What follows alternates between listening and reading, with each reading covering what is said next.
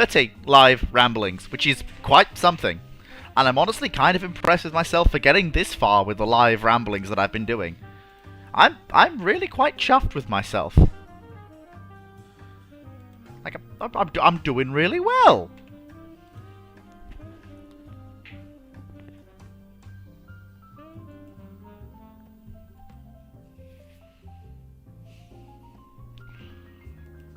Well as can be expected given the circumstances, but ooh. Ow! Oh, that stunk! Oh, some of my bones aren't where they should be. What did you do this time? Nothing. Just hearing snap, crackle, and pop, eh? Ugh, well, my left shoulder's not been quite the same since it all went to toffee.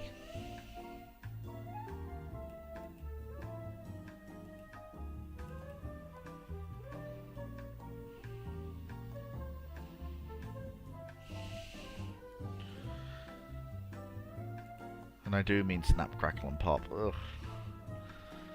Anyway, no. Thank you. Do you mind? Thank you. Probably not Brackman, but correction. If they get all the shipbuilding technology and the shipyards, maybe.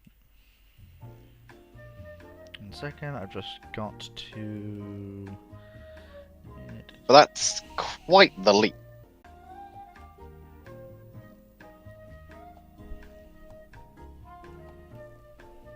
Yeah, because in 38 you don't even have WASP in service yet.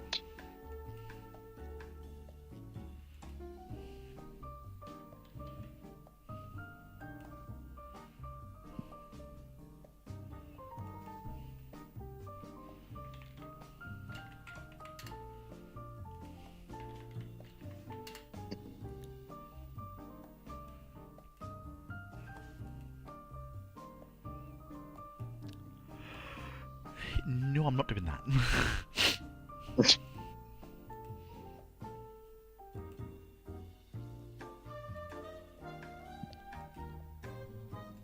Oh, yeah, that's right. Hang on, I have to. There we go. 1 second. If I just very quickly, if I do.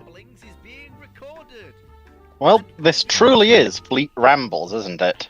Yeah, look, I've got to, I gotta do. Ah, here we go. Okay, yeah. I'm not insulting you. I'm just saying you're literally living up to the name. Okay, so if I've got, where did I get to? Yeah. Wow. Wow, that is wow. Okay, I need to add a few. 16, 17, 18, 19, 20, 21, 22. 23, 24, 25. Oh, no, that's is that a double? Oh, no, that's all the same thing. 25. No, there we go. 25, 26, 27. 28 was Dr. Clark, and this is 29. So I'm just making sure the ramblings. Keep a counter of this. No, I'm making sure the ramblings playlist is up to date. Alright. Last thing I want is people not to be able to find the playlist and go through the ramblings. Which, by the way, as a series, we've broken 1,000 views across all of the streams, I think, now. And all of the ramblings that I've recorded. Which is, 1,000 people have sit here and listened to me ramble my life away. Technically speaking, if you go by views, you're probably actually a bit higher, because on average having between 13 and 25 people here, so you're at times by, what, 29, is that? I definitely probably got like another with 300, the one with 400 more views on that. The one with Dr. Clark, is the highest viewed ramblings pretty much. I wonder why. No, sorry, apart from the first 2 ramblings episodes that were recorded, not streamed. But to be fair, Dr. Clark being on last time was quite fun. It was, yes. How much of that? I honestly, Cuban Missile, I have no idea. To tell you the truth, I'm not quite sure. I know that Dr. Clark's mother likes to watch my ramblings. Apparently I'm called... That was a revelation and a half. Apparently I'm called Defoo to her, which is funny. That says maybe RBG, but it's still overall 1,000 individual watchers, which, you know what, that's impressive. I could roll with that. P40 and P39 can absolutely compete in the 40-41 You European missed just skies. a few questions by this point, but... What the fuck? Okay, would the US Navy build Yeah, Brackman, Hoi 4 continuation when? Not sure which game you're talking about, RBG. Brackman asks, would the US Navy build the midways early if they get the technology and blueprints in 1938? No. No. No, no, no, no, no, no, no, no, no. Considering in 1938, as I mentioned The earlier, treaty system they're hasn't... still building... The treaty system They're still hasn't building colla- USS Wasp. Yeah, the treaty system hasn't collapsed yet. Hornet's literally just been laid down to speed up the ability to get another carrier in the water. Then the design phase for the Essexes is happening. They haven't had the experience of Hornet was laid down 39 fleet, so this is like almost September, 25th September. But yeah, 39, in so that that's case, almost 2 that, years that after this hammers point. home my point even more. Yeah. Why did the US cancel the Abrams? I have no idea. That's not my Well, it's a area of particular expertise. version of the Abrams, but yeah. Yeah. RPG Excelsior versus T-14, which is better and why is it Excelsior? Neither of them. Neither of them entered service. Sherman superiority for life.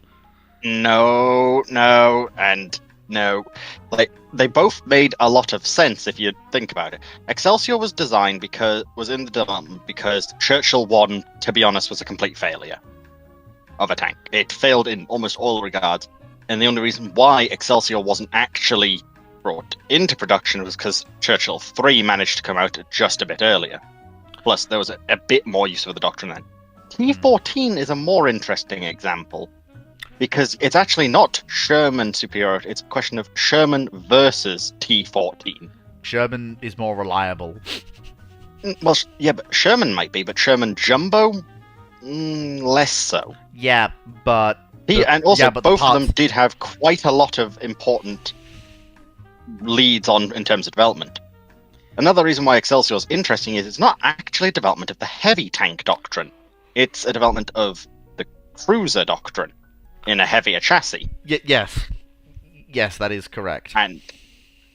And as discussed the other day, the problem is, assuming somehow Excelsior is brought out earlier somehow, the British Army really liked Cromwell for a good reason.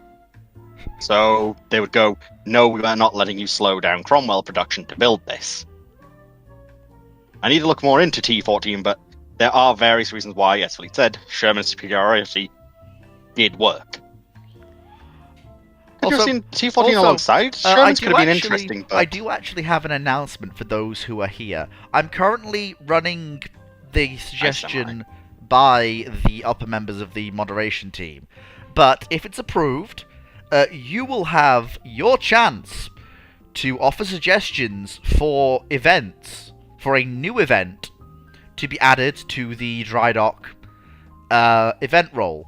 And if it's a good one, and you think you've got what it takes, you can also apply to run that event. Now, this is all dependent on me getting the permission to actually put out the @everyone ping to let the entire server know that we're looking for this. But I don't see any reason why I'd get no approval for it. I am going to drag the lurkers out of their lurk hole. There is no excuse. Okay, fascinating. So just a very quick look back into the T-14. So T-14 started development in 1941 and was actually an intention to be a joint tank between UK and US, like Excelsior kind of was. It was meant to initially have a British 6-pounder.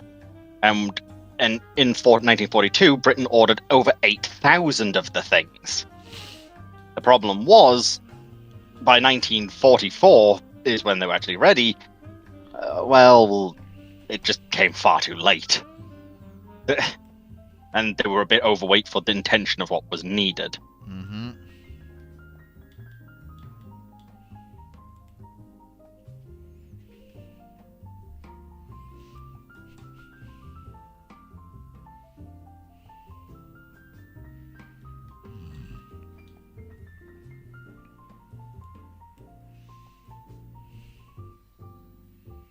Possible service of the M6 heavy tank in North Africa.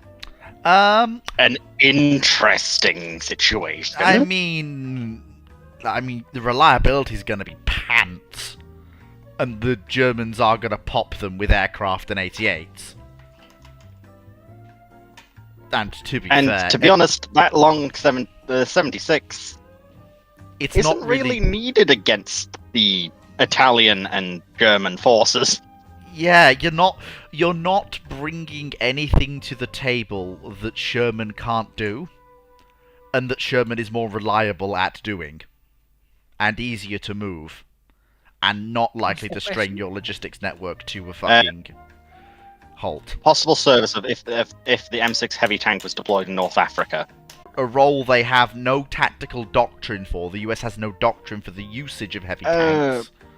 Not at this They point. do. They do. Yes, they do. There's a reason why these things were ordered into production. No US And then heavy later tank was cancelled. ordered into production. Yes, they were. M6s Yes, they were were. ordered into production, and then the order was cancelled. Chieftains even went on record stating this. Right? It's also a case of T14 was ordered and then cancelled. Sold. T29, T28, Right, yeah. T29, T30. A lot of T31. US heavy tanks have been ordered into production. The factory started gearing up, and then the US sort of looked at it and goes, I believe M6 in particular, they actually already had a full factory plan to build them, Because ready to go, and then they just sort of went, well, actually, why are we necessarily doing this? The role we wanted it for has changed.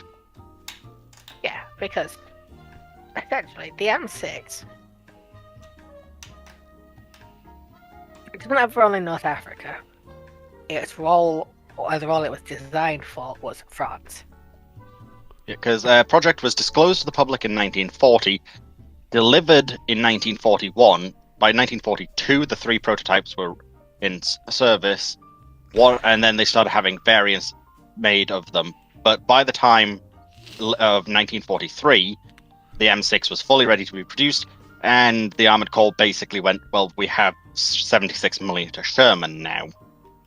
Yeah, because remember, this thing The is the designed T-Threat- and meant to be in service before the Sherman. I'm sorry, Drummer, but the idea of not calling the T-14 a heavy tank is stupid. It is a heavy tank.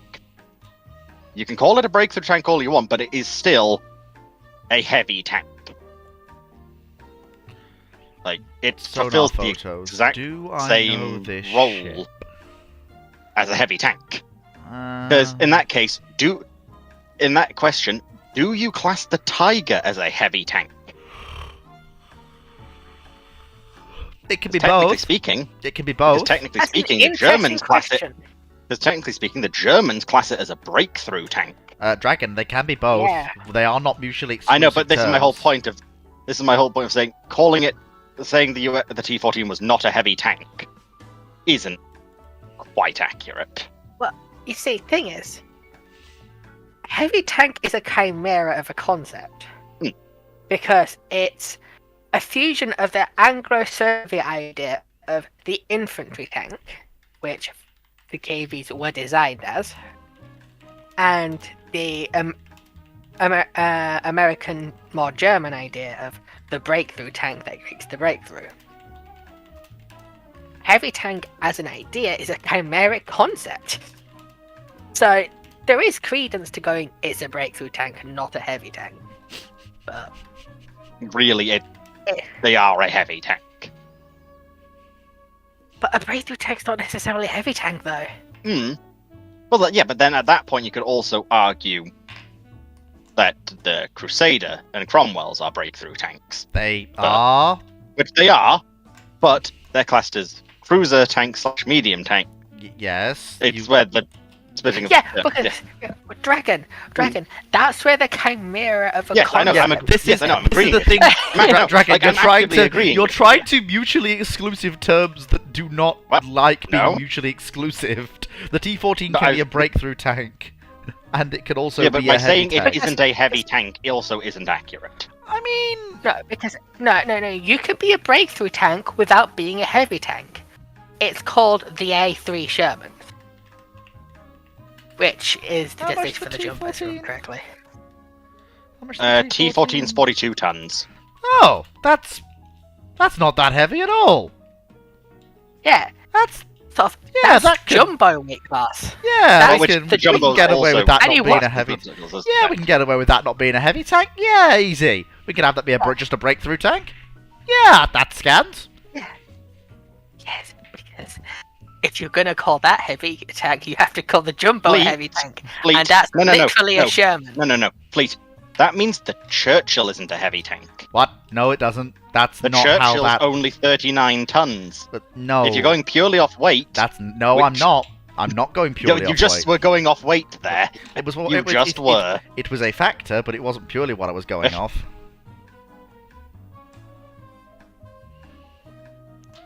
But Right, again, Again, they're Here's the saying thing. fire. A heavy Again, tank though, and a Romo, breakthrough saying tank is an important heavy tanks have distinction. more firepower over mediums. That also doesn't really work, considering M6 is a heavy tank, and the only difference is it amounts to 76, which also was stuck in mediums. yeah, but not till might I later. remind you that when it was designed, the 76, a 3-inch gun, wasn't a tank gun.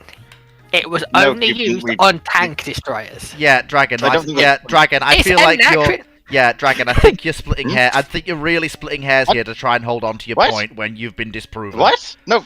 Which No, point? I'm What? splitting hairs. No, here, but we're I'm making talking a about- point- No, I'm very confused what you're talking about here now, Fleet. You've It's a lit- case of The M6 Like- is a heavy. Yeah, the M6 is a heavy. the M6 is T14 a breakthrough tank. No. Because, M6. no, No. define a tank by its purpose, not its design. The a heavy tank- M14 is a breakthrough. Yeah, T14's A a breakthrough. The M6 is it's a breakthrough. it was classed as a full. Yeah, but I'm just saying the difference here of the US Army saying heavy tanks have to have greater firepower over mediums isn't necessarily It's accurate true. either. It's true. It's true, Dragon. Because remember, when the M6 is being designed, what's the American tank gun? 37. 75 and 76. No, it's not. It's the 37. Because it's being designed before the Sherman, And before the Lee. before even. the M3 Lee. And I will point out that the Lee is basically Uh. just an M2 with a 75 slapped into a casemate on the side. Yeah. No, RBG. And That's, before you go, technically the RBG. Sherman was Yeah, RBG. development That's the early- American really early. No, no. classification of heavies. That's the American. No, but yeah. Fleet's right. That's the American stuff. Yeah. As Brent said, US doctrine is not describe physical characteristics. It's method of use. It's why there's the whole argument about M18. Is it a light tank or is it a tank destroyer? It's both. It's a speedy boy. Yeah. If you're American artillery units, it's a light tank. If you're tank destroyer branch or the US cavalry, it's a tank destroyer. Right, can I... Right, okay, I'm Gunnery gonna... officer I'm gonna... P40 or P39 in Europe in 1940. How does it compete? Gets the shit kicked out of it. No, I think it's adequate. It's adequate. It's not great, but it's adequate. I'm not sure against 109s and Spitfires potentially. I mean... Oh no, because Against- the issue is it depends on when. Because 1940 is a 1941. pressure cooker for the European aircraft. It says design. 1940 to 1941. Well, if we start with the P39 and P4... okay, let's actually be fair. Let's have them... If we compare them by the marks of aircraft available as we go through that period, because the P40 and P39 adapted and changed through that period, basically no matter when in that period you place them, whatever the latest mark is will be roughly equivalent to the average PF-109, PF-109? BF-109, and or average Spitfire. And it'll be outright superior to something like the MC-200.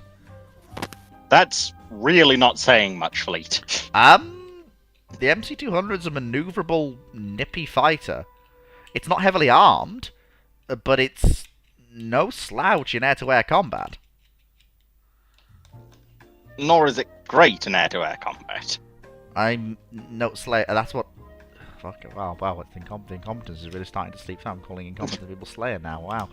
Yeah. Catch-all term. Anyway. Latest variant is the P40B. I need to double check which one's P40B actually? What P40B actually had? Oh no, Brent. We are well before the the later models of RE2000 and MC202. Yeah. We are like the inline uh, engine gang have not caught up with the Italians yet. The revised version P40B, also known as Tomahawk 2, had extra 7.62 or 7.7mm machine guns. Doesn't exactly tell me how many. Doesn't mention P40C came a bit later, and that primarily had the more actually Aren't you useful literally elements. in War Thunder? Can't you go look?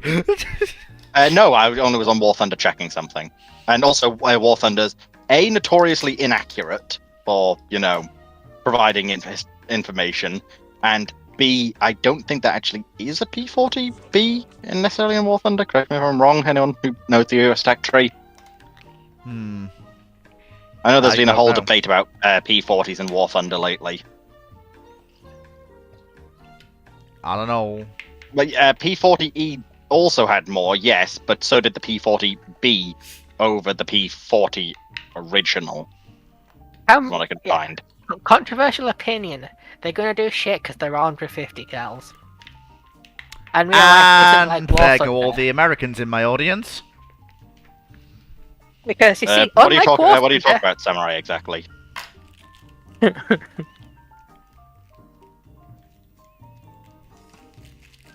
All right, yeah. Sorry, I misread what you said. But what do you mean, Samurai? I don't think anyone's talking about classified P40 documents. Was that brought up? Me say 50 cal bad. Immediately, several people are typing. Arguably, yes. But it's what the US had to work with, so they worked with it. Yeah, do not insult the Mardus. Like, even I will start slapping a bit. Well, I will. A lot Because of it's people, an even a lot of incredibly Americans, overrated Yeah. gun. Yeah. That the only reason it's Get her still out around of here. is Get because her out it's of here. mediocre. Because it's a mediocre gun that's just good enough. It's not worth Thank you. replacing. Get her out of here. And quite frankly, the FN Minimi is just a better weapon. Unfortunately, really, we need Rex to properly settle the whole 50 cal as an AA gun thing, but Yeah, as I recall, he's also not the biggest fan of the 50 cal as an AA gun. the 50 but cal's understands better why than it any other exists. machine gun in service in the world today. Nope, because real life's not like War Thunder, and the 308 is the better machine gun. No, it's a. Eh. The 50 cal is a 12.7. No. It was But it you mean- was Gonna the ask, you 308 mean a was the 303 better machine anti-aircraft. gun, not engine? because it was mathematically proven that it had a significantly higher hit rate and volume of fire, which you want from an air-to-air machine gun.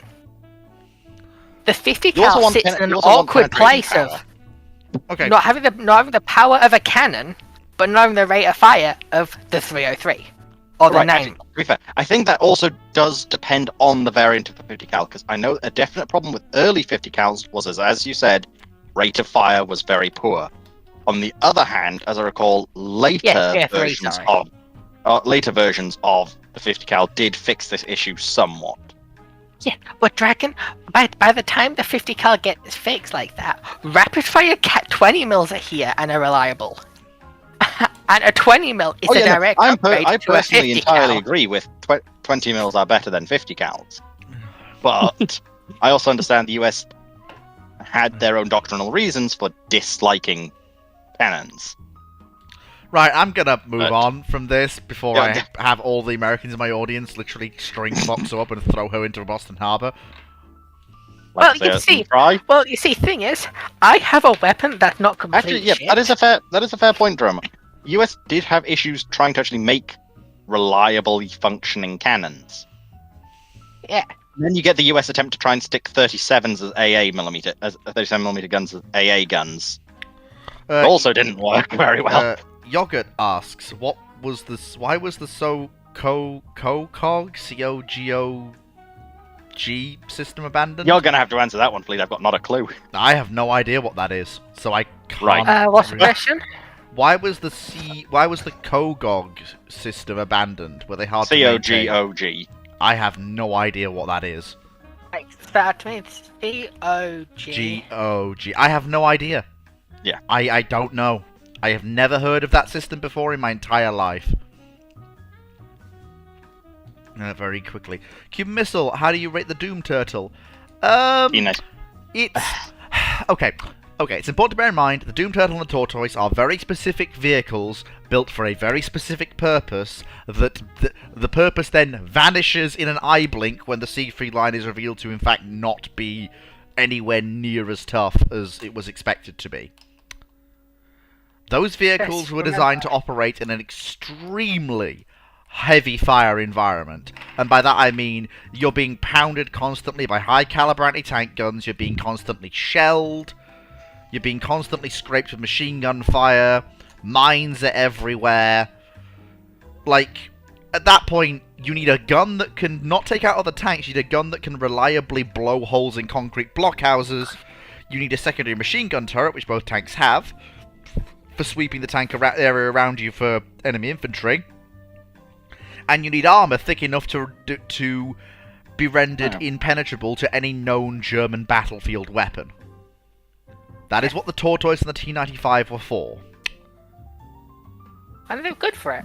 Yeah. Because Remove their purpose, they remove their reason to exist. Yeah, but for anything else, they are too slow. I mean, like they're beautiful vehicles. No, and the thing is, mechanically they were really reliable. But the problem is, they're just not useful for anything outside of dealing with a heavily fortified bunker complex. For people who don't know, the Siegfried line was the abomination, a combination of the Vestfall and what remained of the non-looted Maginot line. And it turned out to be a paper tiger, funnily enough. And it turned out the Americans overran the divisions that were supposed to garrison it as they tried to retreat to it. So they ended up using the fighting positions of the Siegfried line against the Germans. Which I guess could be interesting to know what might have happened if they actually were, able to fortify there, but it probably still would just result in a hell of a lot of shelling and bombing. But in hindsight, the Germans don't have the manpower to man it. And of course, we know what happens if the Allies encounter fortifications that they can't go around. That every problem becomes an artillery shell and bomb-shaped. Like the Allies will just call in Bomber Command in the 7th Air Force and flatten it until. It's like until that the problem goes V2 away. Production facility. Even though they knew it was work. That would work until you realise that there's one set of fortifications on the planet that is hardened enough that it can shrug off tall boys and the biggest bombs that can be dropped in it. And it's called the Maginot Line because that shit was designed to stop railway guns.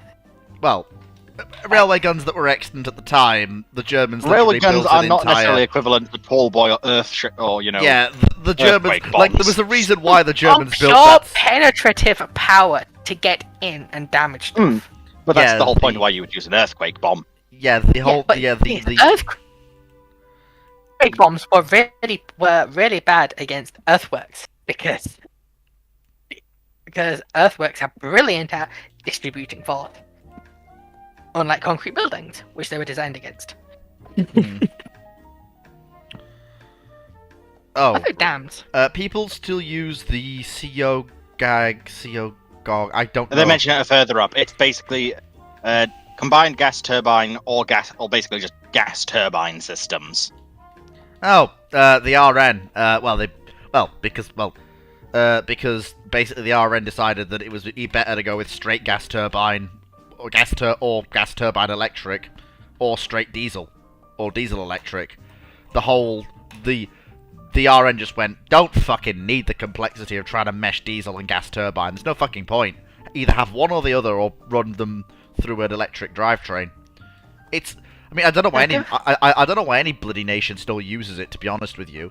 Just either do gas turbine direct drive, diesel direct drive, or have gas turbine diesel electric. Those are infinitely better options. I don't get why turbines still exist because the diesel engine exists. And if you need something with the legs on it that you get from gas turbines, a reactor's better. No, it isn't, Foxo. A reactor requires a nuclear-safe port. A gas turbine does not. A large number of ports around the world will not accept nuclear-driven vessels. Gas turbines still work fine, which is why they use them. Like, They still use triple expansion in the riverine industry and the coastal transport industry. That But doesn't again, mean they're viable combat. yeah, but if it works, Yeah, Foxo, It the gas turbine is a viable combat drive system for naval vessels, and has been for...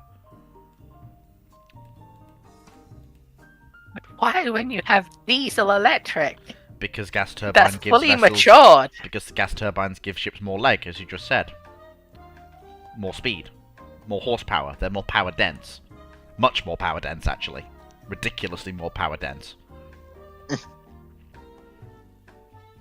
Yeah, but modern combat speed isn't particularly important anymore. Foxo, if I can build a 6,000 ton frigate with gas turbines, or I have to build a 9,000 ton frigate with diesels to get a frigate that can do 30 knots, which am I going to build? Counterpoint, why do you need a 30-knot frigate in the modern age? Because transit speed is important, and the ability to ramp up to 30 knots is considered viable for most modern surface combatants. Because In modern surface combat, what does going 30 knots over 28 or 26 knots give you? Because you're not outrunning that cruise missile swarm that's coming towards you, that's not or that suicide craft that's coming towards you, higher top or speed that leads to spearfish torpedo. higher that's top coming- speed leads to higher cruising speed. That's the way it is. And also, yeah, chasing submarines. It's not World War One. You don't chase submarines anymore. That's what helicopters are for. I feel like... Oh, great, Dr. Clark's shown up. Well, Dr. Clark's here. Well, all vibration things and computers not liking them. I'd better invite him up. Well, Well, I know I wasn't planning on this, but Dr. Clark's here, everybody. That's how that goes together. Hello. You might. I wasn't planning on it. Why does this keep happening to me? An unexpected Clark appeared. And then, of course, I've got to go away and do track later. I was wandering around. I was just wandering around the world of YouTube, and this pops up. Hello. Gonna have to find my headphones so I can do this properly. They're on charge somewhere. Like, Look- you know I do this on a Monday, Dr. Clark. I always do it on a Monday. You were Believe here it or not, last week. I was just writing YouTube. I was just rewriting things. You know, just rewriting stuff and putting it all together and organizing it all, and then, yeah, this happened. Well, and then of course there's Drax live stream later on this evening, which Yeah, which I'm looking forward to. so am I. I have to take the super chat questions for that one. Whoopee! It's fun. Needs more alcohol than bleep. I have my stock. I have my Ow. stock. Where were we again? Oh yeah, I mean, the gas I'm electric. currently out of it. Gas Yes, Ah, shame. electric. diesel electric. Okay, versus gas electric. I've had some very lovely ideas to combine diesel and diesel electric and combine gas and diesel. And I work with quite a lot of people who work with those ideas and do try and push them. And regularly it comes back to the same thing. When you've got, when your terms of trying to get the same amount of power, i.e. a diesel generator produces the same amount of power for running modern combat systems like radars and etc., versus a gas system, the sheer amount of space it'll take up, but also the sheer amount of work you need to put into keeping the vibrations down. Because whilst the modern diesel engine doesn't vibrate that much, the actual requirements of modern computer systems on most warships make quite a lot of hospital gear look rugged.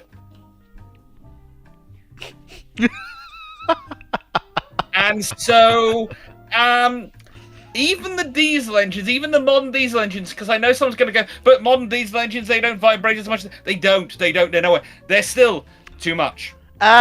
Quick question. In fact, if you want to use something which is actually publicly known, look at the testing, which I think it was the Italians did with where they were going to locate their diesel power in the ships, which they were going to fit Samson radars on them, and they found that to put the diesel power, they were on the ship where they were putting versus the radar. They had to basically, radar was here, they had to find a way to try and count the diesel engines off the other end of the ship. If they wanted to run it primarily on diesel. Oh. So, you couldn't, say, have a ship that had modern radars on that used triple expansion steam engines, could you? That's physically not possible, then, you're saying. Well, you could have it, but how useful the radar would be, because you have to remember, the radars are now so precise, they're so electrically driven. Or you'd have to find some really expensive way to basically vibration-proof whatever the radar's sitting on, which would be expensive. Good luck, basically. Oh, well, I have to I'm go. wrong. I have to go and very quickly go and do some redesigns on some things that I have lying around. Because, yeah, that's fun. God damn it. Look, don't take the wrong way. It's a nice idea, and honestly, the modern version of these engines are far less vibration and far more efficient than they were in 100 years ago. But the trouble is, when you're dealing with things which are trying to be so precise, when we're dealing with modern radars trying to detect even a Gen 4, let alone a Gen 5 or Gen 6 aircraft, at as far away range as possible, so you can detect it, focus in, cap, and all these things to sort that out, and filter it out from all the background noise. You have to keep things so protected. So you look at it going, how much will a gas turbine cost me versus how much will a diesel engine cost me is not the cost. It's how much will padding and floating a gas engine to the required level cost versus how much will floating and padding a diesel engine cost. Because both of them are going to be rafted. It's the level of rafting you're dealing with. Okay? And can you imagine trying to raft a triple expansion engine? You can't raft a triple expansion engine. It's not physically possible. Could you though? That answers your question. Not with the amount they weigh, Foxo. Not with... Can I just ask a question? Right, okay, I just asked a question. If sort of diesel engines do so much more vibration than anything else, then why did diesel submarines still use them? They use them for charging their batteries. And because there's no other option. Basically, yeah. Like, oh yeah, let's put a gas turbine in a submarine. That's a fantastic idea. Yeah, that's just... Mwah. Just look at the efforts the British put to try and put a steam engine in submarines, and look how that worked out. No one tried. Okay, with it. okay, I have someone to did come actually to try the gas turbine and give up. I have to come to the defense of the oil-fired. If you try to defend the K class, No, not the you're going to case. try and defend the K No, class. not the case. There were a lot of successful oil-fired, steam-powered submarines. It's just that the British decided that they were going to build the world's largest submarines and try and make them... For example, there was a whole slew of French boats that served during the First World War with no accidents at all. But the problem with the British is the British decided to... You couldn't just settle for 21 knots, could you, Britain? You had to go and push for 24 and 3 deck guns. They pushed for fast fleet speed. They didn't push for cruiser speed. That's the thing that gets me. That 21 That knots would have been 28 knots. Oh, God. God damn it.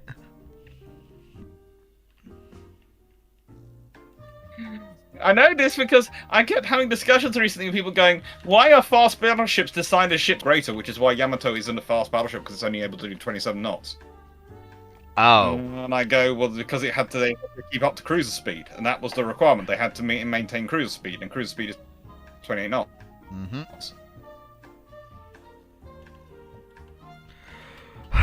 Jesus Christ. Is that making you cry over oral things, Sleep Potion? No, Have I no, destroyed that's a lot of your dreams and sentences?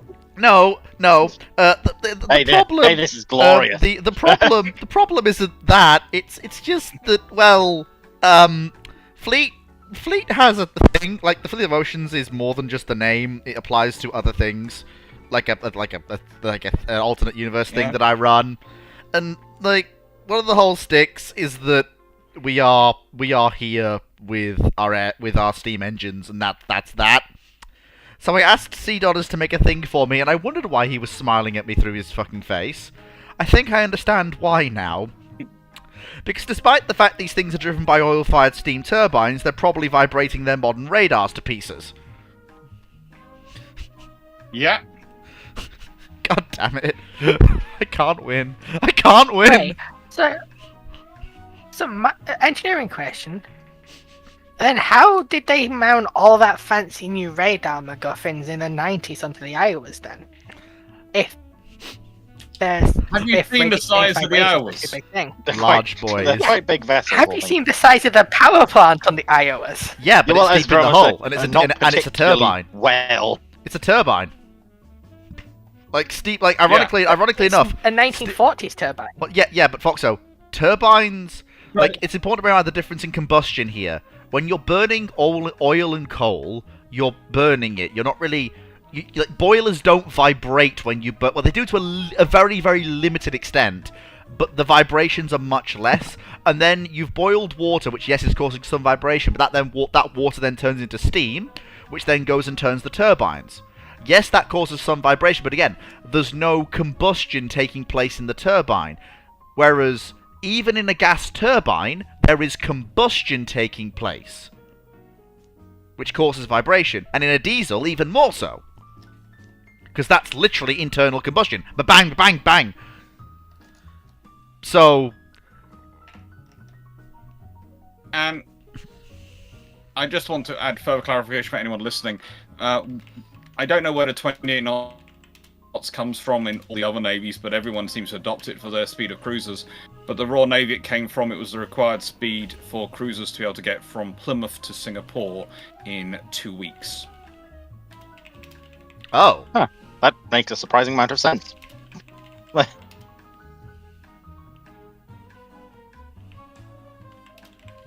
guess when you need to get cruisers around the world, you want to do the British criteria was getting to Singapore, which was the entry to the Far East. So basically, they could cover their full domain in 2 weeks. Nice. Via the Suez. That's the important thing. Ah, yes, of course. I think they can't go do 28 knots through the Suez, but you know. I'd assume RBG it's 2 weeks for one way, because otherwise, that's very impressive if you're managing a week there, a week back. It's 2 weeks to get there. At 28 knots.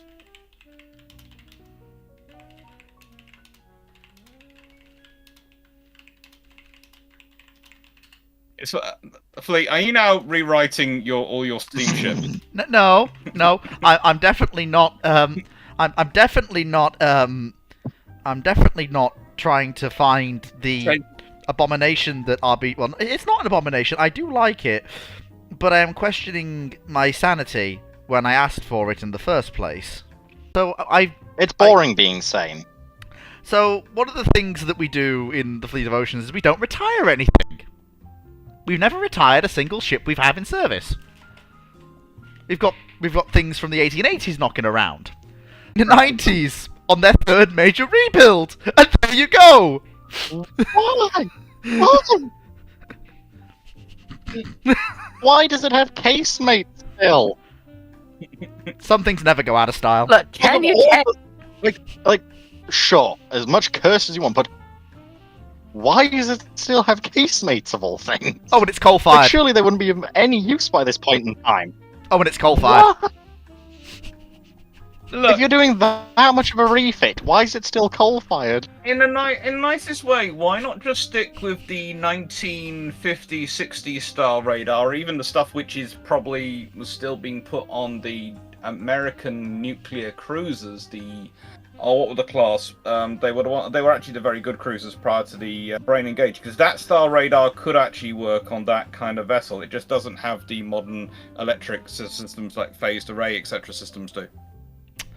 From That's the problem. That's the level of vibrations you're dealing with. Yeah, from what I'm aware, that's part of the reason why CDODers didn't actually tell me the specs of this thing.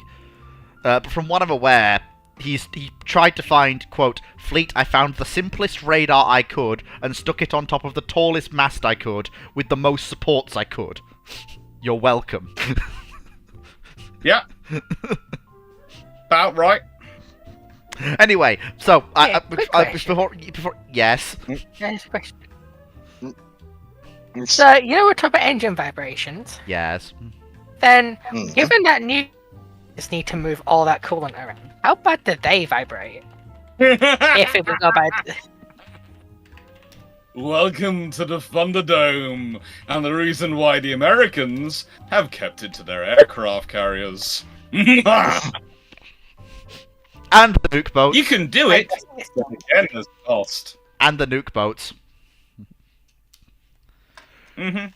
Right, I Yeah, need to, but okay, again, I need to... Again, it's the thing. You need the submarine to make sense. I mean, it's awfully nice to have you show up, Dr. Club, but I'm not keeping you from anything, am I?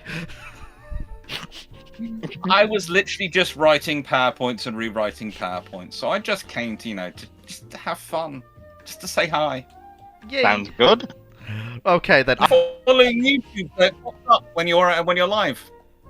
Yay! It tells me. I have visibility now! Defu is live! Funny. Yeah, I've taken that to heart, by the way. Defu, I like Who's live? That's So, good. also, I'm actually kind of glad... That's the other reason I did turn up. What? I got a message from my mum going, "You should really be listening Oh, hang on. to the food today. It's cool." Okay. Slow down. Brackman Must- asks, let's say a new island is appearing in the center of the Atlantic in 1912. They are Yeah. very private and have a fleet comparable to the IJN in 1939. They are not aggressive, but believe in armed neutrality. You fucking created Atlantis! In fact, no, you've created Neo-Atlantis. Gargoyle sat there with his fucking red suit on, and he's got a flying... No, jokes aside. Like, that's a joke only a few people will get. But... Yeah. Scenario 1912. And they have then they're 1939 going to have tech. to deal with both. They have 1939 tech, but they're going to have to deal with the fact that they've got the Americans, the British, and the Germans, and pretty much everyone gunning for them to either turn them into a very, very tight ally or take them over, because they've got tech, which is they're lustrous for. And again, you can have the 1939 technology, but let's be honest, the sheer quantity of ships that you talk about, the Grand Fleet, etc., can chuck into it. And The US Navy, if the British and the Americans teamed up in that period in 1912, 1914, because frankly this place was destabilizing the politics of the Atlantic as far as they were concerned, because they're used to being the big people. and of course the French yeah. are sat there going, we want in. I would say the biggest problem for that place is going to be the sheer amount of spies immigrating there are going to overwhelm their customs department. Oh, absolutely. Also, I can't imagine, depending on how big of an island it is, I can't imagine it's that self-sufficient unless it's somehow got unlimited resources. It's going to have to do trading with someone, surely. Mm. Because where's it getting all the fuel from? If it's in the Central Atlantic, that's going to have major effects on global weather patterns, which are going to annoy the British enough. Yeah, they'll probably We were be like sick of rain already, and now you've took it. It would be but if you've got an island big enough for that, you're talking about an island the size of the UK anyway. Going up in the Central Atlantic, depending on where it is, that's going to really affect the Mid-Atlantic stream. Oh yeah, And then, of course, there's Which the might whole... actually freeze the UK Frostpunk style then. And then, of course, there's Because the whole... isn't the UK the same latitude as the wastelands of Canada? Mm. Good agree. Yep. God. There is Rather also angry another UK small noises. problem here, which is when the state inevitably... You've because actually it's... given the UK a peer competitor to compete with. Yeah. And then there's also the whole, you know, if a war breaks out and they use their 1939 tech and, oh, I don't know, because they might have the doctrines to go with it, strategic bomb a major city. Suddenly the entirety of the rest of the world is going to go, they did what? That's barbaric. Because there's no world war broken out, because this place exists. The Germans haven't pulled off the Zeppelin raids yet. The world's going to sit there and go, right, you're a crime against humanity. Give us your stuff. To be fair, I think the British and the Americans are probably going to be saying that earlier anyway. Oh no, absolutely, but it's more just it's basically and then it gets worse. Yeah. It's going to be the trouble is 1939 technology is not as far removed as we'd like to imagine from 1912, 1914 technology. It's removed in some regards, but most of it, quite a lot of the stuff in 1913. Again, the point I always make to people when you talk about technology is it's being developed. Wars don't cause new technologies to be developed; they cause it to be implemented. So basically, when a war comes, you suddenly go to all the researchers. What have you got now? Turn it into reality. So you take what you're working on, the concept you've got worked out. You don't develop new stuff. You turn the stuff you are developing already into something from a theory to a practical. Yeah, absolutely. And so the thing is, World War One. It's not World War One which leads to a lot of technologies being developed. It's they're implemented. And honestly, the 1920s and 30s, a lot of technologies are developed, but the Japanese fleet of 1939 has not implemented a lot of them. They're implemented in 1940, 1941 in preparation for war. Let's be honest, the Japanese fleet in 1939 doesn't have that many carriers. The joy I have to How many radar arrays do they have? And yeah, that's the point. The Kido Butai doesn't come into existence till about 1941. Oh yeah, and there's no, and because it's equivalent fleet and not equivalent fleet building program, they're not building as many carriers. This mid-Atlantic nation, and they're also not building the two big ticket items that might level the battleship playing field for them. Well, coming out in 1941, it came into service in 1941-42. Yes. Late 1941 and late mid-1942. Because the thing is, while the Yamatos may have been a questionable decision for Japan, whether or not they, personally, I think that it's not the worst decision Japan could have made, but there were other alternatives they could have gone with. Of course, hindsight 2020 being what it is, it was the wrong decision, but at the time, they had to weigh up the options and went with that.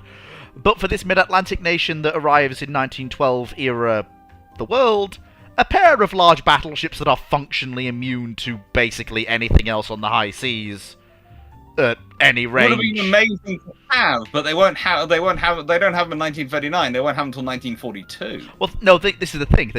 They've arrived with the 1939 equivalent fleet to the IJN, not the building program.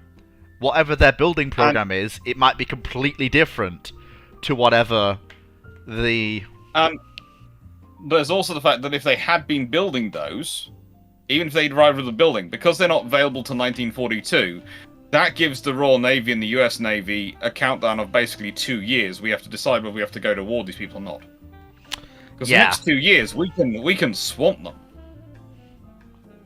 Because the thing is, it's basically going to depend on what this there's a lot of this question that depends on information we don't have. What kind of government? Well, sorry, we know they're isolationists, but it's armed neutrality. So, what's their shipyard production like? Have they gone through a treaty system at all? Are they under any form of treaty restrictions? Are their shipyards atrophied because of this? How rapidly can they scale up shipbuilding? What's their naval personnel training pipeline like? I would argue if they're neutral, are they neutral and Swiss or neutral and Swedish? Because let's be honest, there's a big difference between those two options. Would it be Or would it be better to go Because the neutral Swiss like the Swiss and basically neutral like are the Austrians? lovely, but they're neutral. The Swedes are lovely, neutral, and developing about 1 million ways to kill you. That's also the Swiss. They just hide it better. No, It's just, no, no, that's what I say. Would no. Austria be a better comparison there? The Swiss have. I will give the Swiss do develop some interesting things, but compared to the Swedes, no. The Swedish armaments industry is a whole. The amount of times I have to explain to people that Alfred Nobel, the guy who developed all TNT and all these things, was Swedish. Yeah. That's where he developed it. Then again, And the Swiss the have amount of Oerlikon and other bits. Pretty much every explosive that we think about being a major explosive for most of World War One and World War Two, and quite a few other nasty things, came out of Swedish research. Have a look at their histories. Yeah, the Swedes were. I've always liked their gunpowder and explosives. Yeah, do not push the Swedes to the Swedes thin always ice. had a particular affinity for blowing other people up. It's not called the Lion of the North for nothing. I think Lion is understating it. I would really call it the blunderbuss of the North. They like a large bang. Yep. Okay, some Yeah, questions have been who answered doesn't? through. Some questions have been answered through text, so I'm gonna very quickly, just very quickly run through. Where are we? Fleet is looking. Fleet is looking. Fleet is looking. I'm like a bloody radar array, bloody going round, rotating head. Please don't. I don't want to have to go all-theme hospital in here.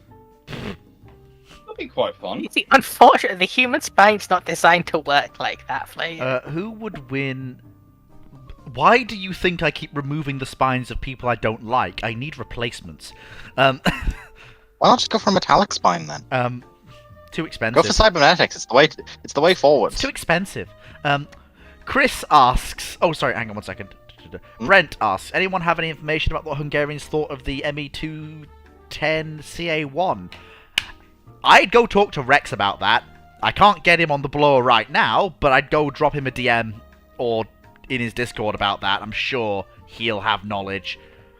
Like this is the thing. Chieftain is the tank guy. Dr. Clark and Drac are the ship guys. Rex is the plane guy, and they're all really, really knowledgeable about all these areas. I would add that me and Jack are also the Admiral workers, because we literally do have a list of, kind of like Sheldon Cooper has a list of mortal enemies, we have a list of admirals we'd like to go back in time and have conversations with. Oh yeah, absolutely. I don't. Yeah, deny that's a that. list I'm rather curious about now. It's a long list, but Maybe someday one we do day. have to do a video about it. Whereas the This the niche conversation that, involved There the are- topic of 9mm handguns and their effects on the human skull. If I have a Whereas- question about naval aviation, who do I ask? Drac, Dr. Clark, or Rex? Well, my PhD thesis was technically development of naval aviation in 1920s and 30s. So it depends on which period you're talking about. Mm. Because I did how aircraft carriers and aircraft were developed. The PhD ended up being on the Royal Navy alone, because basically it got to 110,000 words. But I did write the US Navy and the IGN sections. It's just that they were... The PhD thesis was supposed to be 100,000 words, give or take 10%, not 225,000 words.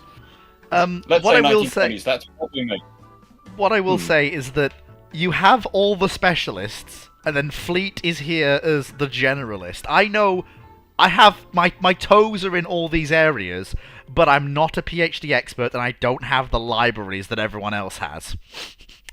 Keep explaining, PhDs are not about being experts, they're degrees in stubbornness. Well, no, that's fine. It's more just people ask me questions that are really detailed. I'm like, I don't know. Go and ask Dr. Clark or Drac. I don't know. Yeah, but you can at least give a basic one while also being a bit of comedic relief. I suppose I am good. And also, I am the train man in the group. I am the locomotive expert. Cower. Like, don't put yourself down. You do well enough. Anyway, Where where was the more questions? Chris, who would win in a Battle of Trafalgar 2 if all the modern fleets of the countries fought each other? I assume you mean the Second World War, because if it's any more modern than that, I really can't tell you. If it's more modern than that, we're talking about current navies. Let's see, the Spanish Navy they're having fun. I mean, I Dr. would Clark, if it's say modern navies, the USN just walks away with it. USN aren't part of Trafalgar. It's the Royal Navy, French Navy, and the Spanish Navy. Oh, yes, right. Uh, Of course. The Royal Navy has the 2 Queen Elizabeths, which gives them an edge, but they don't have as many. They don't have that. They do have enough F-35s, but it's the F-35s versus the Mirage. Then they have the Hawkeye. It's a really interesting battle. I'd like to wargame. Is the honest answer. Yeah, the reason I got the question... Navy might have an edge, but I'm going to give it just to the edge because of the astute class, not because of necessarily the carrier advantage. Mainly because I think the French have a slight advantage. The French and Spanish combined will have an advantage in escort numbers. And Charles de Gaulle can do naval strike. The Kiwis can't do naval strike right now. Yeah. Okay. Question: what's your opinion on Kiwis Charles de can do Gaulle? naval strike. Not from what I've heard. Cyclic keeps banging on about it. I know Cyclic keeps banging on about it, but it depends on your definition of what you want to hit with. He wants to hit at a very, very long range. It can still do. His naval strike is just not the strike he would like to do. Cyclic is very committed to his points. Bless him. Yeah, I do understand him, and I do accept his points, and I would like to see them improved upon. But the trouble is, as much as I would love to live with permanently everyone having carriers proportionally equivalent for their time level to the American fleet carriers and super carriers and the British fleet carriers, honestly, of the 1960s and 70s, I'd love that. The reality is we don't live in that world because we went through the idea that actually no, the wars were only going to be wars of choice, and we could afford to have a one-stop shop for all our problems. And that's a issue. You can't do that. You still probably do need a fighter-orientated aircraft and a strike-orientated aircraft, and preferably an airborne early warning system. You're going to see some version that developed over the next 20 years. But this is the thing about aircraft carriers. I do love them. They're one of the most easiest things to change, because what you do is you take the stores off them, take the aircraft off them, you train up the aircrews on new aircraft, you put those aircraft on them, and you put the stores for those new aircraft in the carrier, and suddenly you've changed its weapon suite. I mean, to be fair, if we put some wires across the deck, I have no problem believing F-18s could easily blast off that bloody ramp at the front. If they've got No, they really couldn't. You really don't want to try to do that with the F-18 undercarriage. Ooh. Yeah. Yeah, you don't want to do that. Don't. The nicest way, don't go there. But yeah, wires across the deck are one thing. Emails are another thing. All these things are things which you could eventually go down the route of. But honestly, the big problem with the Queen Elizabeths I have, the only problem I actually really have them, is they're smaller than the Russian the Kuznetsov. And honestly, I would have paid any money, happily paid extra money on my tax bill every year. And I'm sure there are lots of people in the UK like me who would have paid for them to be roughly 20 meters longer, so they would be about 5 meters longer than the Kuznetsov. I'll buy that one. I'll take your entire stock. A10 Brainlets asks, what if the 3-man Dutch tanks or the 4-man Dutch tank? What? He's referring to MTLS. Oh, the bloody Marmon Harrington. Yeah. 1 second. Fleet needs to do this It's the wonderful. best all carrier conversions in the 1920s and 30s until dedicated aircraft designs like Ranger. Okay, the Lexingtons are the biggest, but I have a big problem with their design, which is why I will not say they are the best. There is no reason to have 8-inch guns on your aircraft carrier. Absolutely none. On your fucking top flight, Oh, God. definitely not. Dr. Clark, please! Please! Is obscene. Calm You've made down. your ship unbalanced. Please! Absolutely Christ destroying almighty. so many characters from your carrier. Why would you do that? Calm Why down, would anyone do please! this? Christ! Oh, Corn Blood is pressure. pleased with your Blood anger. pressure! Sorry, Please. I'm sorry. What happens if you want to LARP as HMS That Victorious? could have been the best design, but the thing is, people go, well, they needed to because the London Treaty limits the number of cruisers you can have. That's the first London Treaty. The Washington Treaty, you can build as many cruisers you like. Better off stick those 8-inch turrets on another cruiser, dedicate it to escorting your carrier. Do not have your carrier with 8-inch guns on them. There is no scenario where your carrier should be going, I'm going to engage with 8-inch guns now. You do not want that.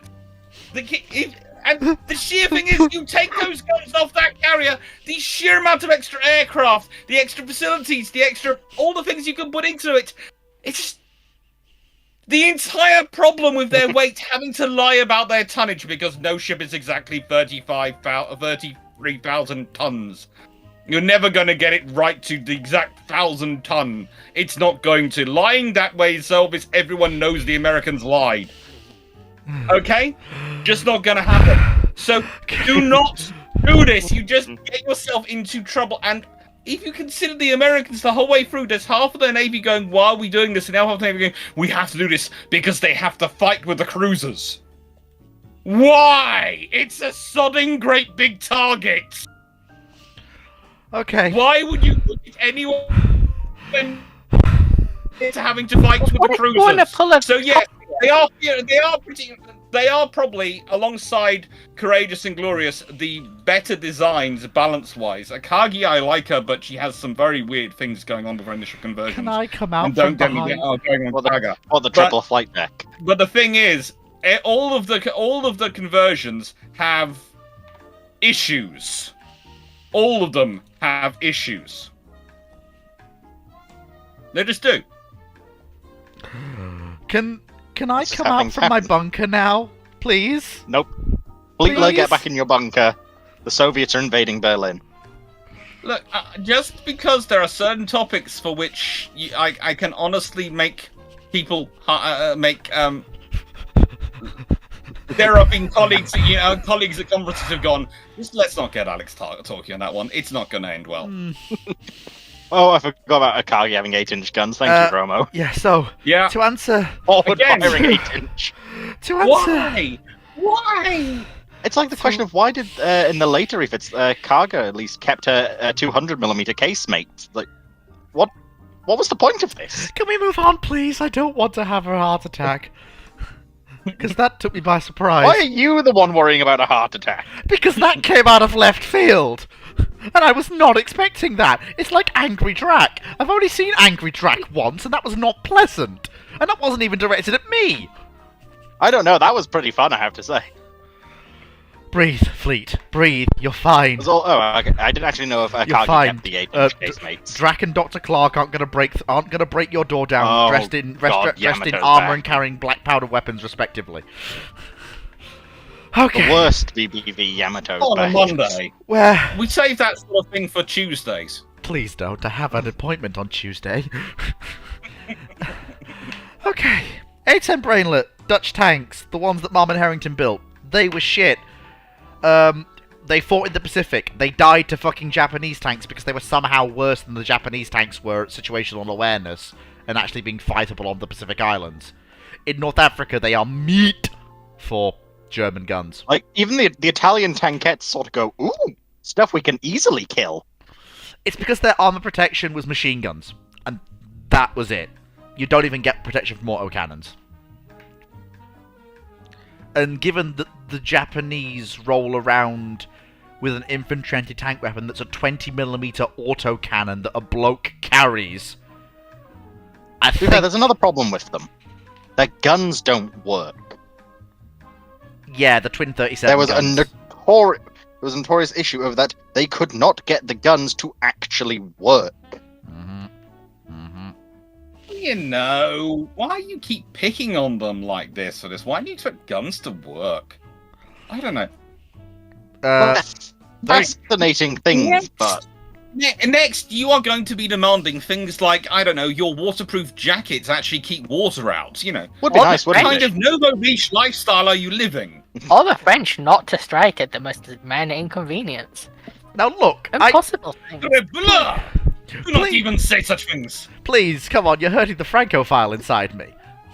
I mean, the flag's a dead giveaway. Look, please, you can like the Frankish and Franconia in Germany. So you'd have to worry about us talking bad about the French. No, You can like I the am a Germans Francophile, instead. goddammit. I will defend my French navy till the bitter end, including the Ironclads. Fight me. Well, So good, we're because the not question insulting I the hope... French people. We're I'm going to ask the question, what possessed you to do so? They grew on me. Like, I got a real soft spot for them. I looked into them and I got a real soft mean spot what- for the creativity and The And walls You know, of Fleet, this Veruca. kind of sounds like how I You got can into... get those lasered, you realise. I know, I'm trying to book up this one next to my eye. You know, Fleet, But it keeps causing fun because everyone's going, it's too close to your eye, we're not sure how to deal with it. this is how I fell sort of in love with the Dark Angels fleet, and then they kidnapped me to make sure I couldn't leave. Yeah, exactly, for example, Taven. Stockholm favorite, syndrome. my favorite warship is now Hosh, when I used to hate the bloody thing like 8 years ago. Well, as I said, Fleet, if you're willing to defend any ship, then I so hope we get to the question I posed earlier.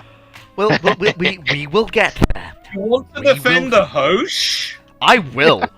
I have done. To Drakinifel's face. I have done. To be fair, Was that Harry even Regular a Edition physical face is or looking good. Physical face. Physical face. Face to face. And We the- were at Tankfest. Okay.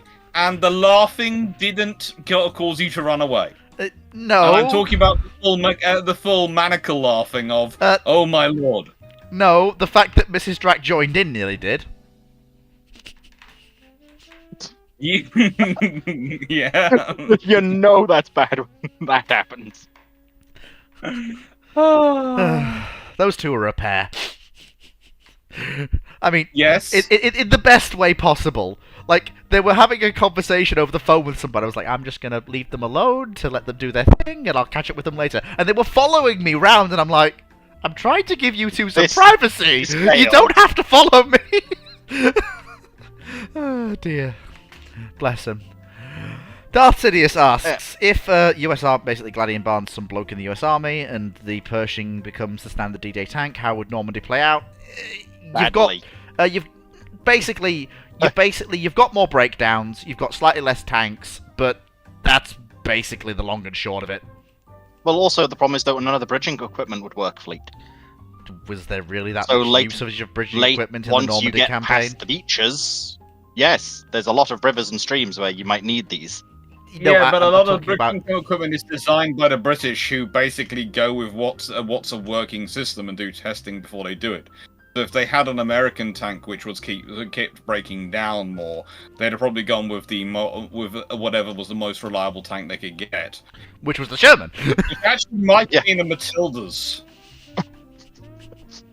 There's a reason why the M26 wasn't adopted for D-Day. It wasn't ready. There's a reason why they just said, Sherman, just slap a 76 in it, and the British went, slap a 17-pounder in it, fucking done, we're done, go. Well, yeah, the Americans Go. didn't even say slap a 76 in it. They said, well, we'll leave the 76 in Britain. We'll get them Yeah. later. They regretted this decision. Yes. Chris says, what do you think of this To Roblox be fair, tank? yeah, I'm looking at this Roblox tank, and do you know what I see? It's literally just a Saint-Chamond that has less overhang, the gun is to the right of the centre, and it has two weird machine gun bits on top. That's literally what it is. Where are we? Okay. Well, okay, so nice. We've got a good jump here. Where are we? Is the what the fuck is that? Is the Dutch I can't speak German. Right, let's see. Dirk. Where am I looking, Fleet? Dirk Brook Wagen. D What time? Wagen. What time setting is it? 1752. Right. Yes, I work in 24-hour But clock. Let's see if I- Phineas, Hey, they added it 17 on. hour. I'd say that's the best one, Fleet. 24 hour for the win. Oh, it's the bloody... It's the tank does concept. Brubaker- Yeah, it's the tank Yeah. concept they came up with that was the first in the series of long marks that would lead to the Tiger. It was that one. It was designed as a... it was designed as a heavy tank. But in the time period it's created, it is. But... yeah. That's basically about the size of it. Yeah, it's a heavy tank. Yeah, it's basically just a heavy Panzer 3 4-saw style thing. Yeah, basically they just said Panzer IV, wide, more armor, stick a gun in there. Job done. There we go. Oh, this is one that I wouldn't be able to answer, but luckily I have a man with a beard. Your typical gunnery So officer it's Warren, asks. Yeah. Question. What could the US Navy have done better in the Battle of Rennell Islands to prevent the US cruiser Chicago being sunk by aircraft? Would it be possible to have two CVEs in the formation to provide air cover, rather than just leaving them behind?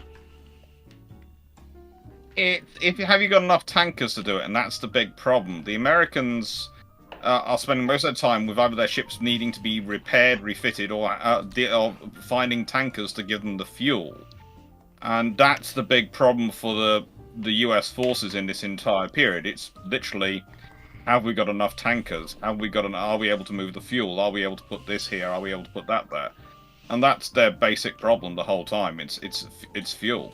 I mean, even if you do have the fuel, do you really want a pair of CVEs operating with a fast cruiser and destroyer squadron in a period where you're expecting surface action within a couple of hours?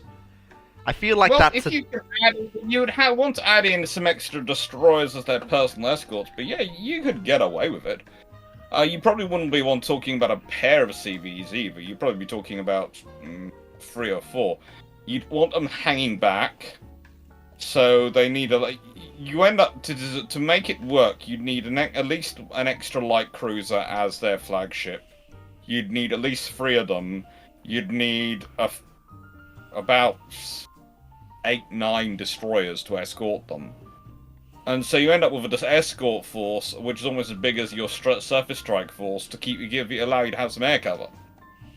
The better question is, could they have found a light fleet carrier to wander around with them? That is more what you sort of need to try and keep up the force. Yeah. And I think Sablets has just said that as well. Yeah.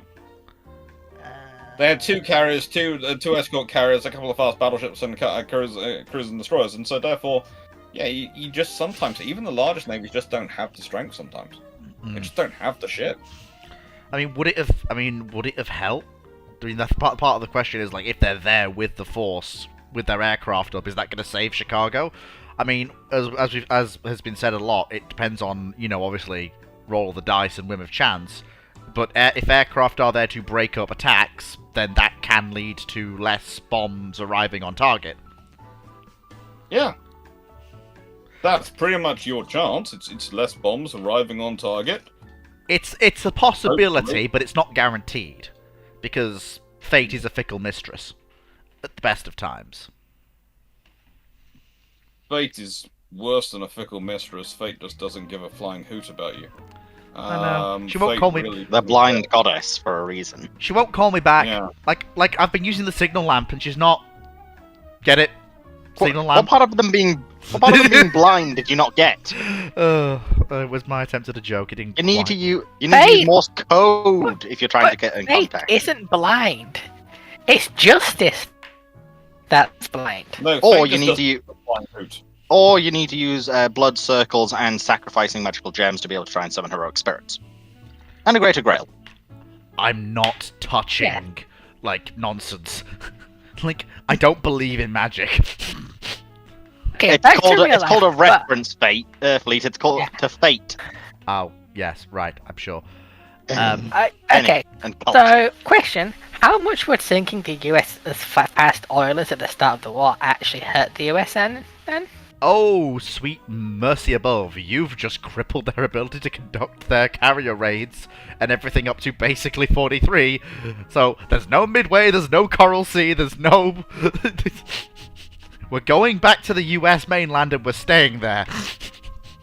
Because if I remember correctly, there was either a singular or a pair that kept the carriers going I'm not sure. after the carriers got sunk. I know that Drac has covered If they'd been hit instead of the carriers, how much damage would that have done? I know Drac covered the Sinmarian, the 20-knot fleet oilers, the ones that Fox was referring to. I know he's covered them. Yeah. But I can't remember exactly how many there were. But if you've gotten rid of them, and the USN is having to build more, well, first of all, they won't be converting some of them to fast escort carriers, because they can't afford to at this point. So that's changed. They really shouldn't have been doing that in the first place anyway, but we'll leave that to one side. Yeah. You definitely do not get Coral Sea. There is no way for the USN to put those carriers into position and guarantee they then get home to Pearl.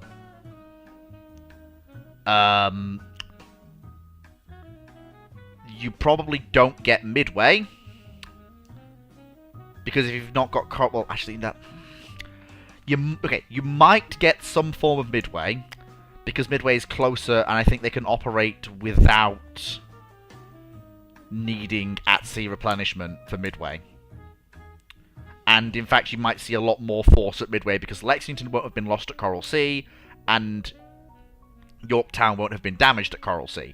Although, by the same metric, you will have the full Kido Butai, Ham Bam Wham, thank you ma'am, showing up, with Shikaku Zuikaku, Hiryu Soryu, Akagi Kaga rocking up to face Lexington, Saratoga, Yorktown, Enterprise Hornet, which is 5v6. So that will be an interesting fight. That will be an interesting fight. And because you won't have had... Because remember, the US did absorb a fair few lessons from Coral Sea. In terms of damage control and the way they handled their carriers. Because... In theory. You've got... Again, I can't say how that... You're basically changing the entire early course of the Pacific War, and without wargaming that out, there's no way to actually know how that would go. But you're looking at a US that's... The basic premise is the US is more reserved, and Japan has much more freedom in the South Pacific and West Pacific. Basically complete freedom. Yeah, but the trouble is Japan still has the trouble of their own evil god, which is logistics. True. Because they are the kind of force, they, of course, let's be honest, is the kind of force which most of the modern people who call themselves strategists try to advocate. The idea of all teeth, no trousers. So RBG's just sent a bit of a joking message to me, saying the US would win handedly, Fleet, because they have more 8-inch guns on their carriers. I'm getting in the cupboard. I'm getting in the cupboard. I'm getting in the cupboard. I'm under the table. I'm under the table. You can't see it, but I'm under the table. I'll take that as a joke. I hope so. Don't hurt me. If the carrier is engaging gunnery, something's gone seriously wrong. I'm not set my cyber warfare minions on tracking down their address and dispatching them. No, we don't do that, please. Don't Yeah, worry, just Fox has sent quickly. enough explosives to him anyway. Yeah, he's on the Isle of Wight, near where the old people live. We can easily get access to him. Do not touch In the which Manx case, my Electric mother would Railway. be the perfect cover agent to go after him. She could blend in now. Where are we? The quote he values his existence, it was a joke. Ace Pilot 2004, which is a hell of a name. What effect would it have on the Battle of Midway if the Nautilus, yay Nautilus, sunk or crippled the carrier she spotted? Which one was... This is correct. This is then correct to a battleship or battlecruiser. Well, if it's... Question, I think. Let me see. USS Nautilus. What did she... If I can... Brain, would you work, please? Thank you. Why do you keep asking for these benefits? Isn't enough to have a brain, also demanding it works? Goodness gracious, man. Oh, So demanding. it was Kirishima. Kirishima.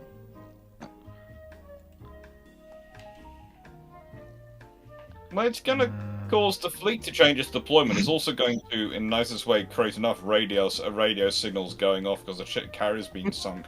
Enough people are going to be talking to be a beacon, kind of like, I don't know. I'm trying to remember the name. I've now completely lost it. The beacon from Warhammer 40k that's on Earth. Oh, The Astronomicon. Oh, Yeah. no, actually. No. No, It's going to be equivalent to that as I was going off if it's a hit. no, actually. Nautilus did identify and attack a carrier during the Battle of Midway. Either Soryu or Kaga. That just makes it a likely bigger occurrence. I mean, that's just going to turn it into a colossal noise of, this carrier's been sunk. We need to fix it. Yeah. The Japanese have similar issues occasionally with their idea of the radio control dial in terms of the volume as the Germans. Not always. The Germans are universally bad. They think the radio only works if the dial is jammed on absolute maximum power, and preferably you've got a screwdriver jammed into it, jamming even more to be loud in broadcasting. But the Japanese, they vary depending on the radio operators and their quality of their training, and this causes Japan a lot of issues because, again, the quality of radio officer training is one of those things which you think would be universal, but because the good ones are really in demand, they keep pulling them up. And it's kind of like with a lot of the Japanese systems, they are very good at producing very good, very well-trained individuals, but they don't have much depth to that. Yeah. And that resource, therefore, starts to run dry quite quickly. Your typical gunnery officer asks, thoughts on the post-war tank-class submarines? Oh, those are basically... They're literally just... What if US World War II submarine, but we've slapped a Type 21 skin on it and called it a day.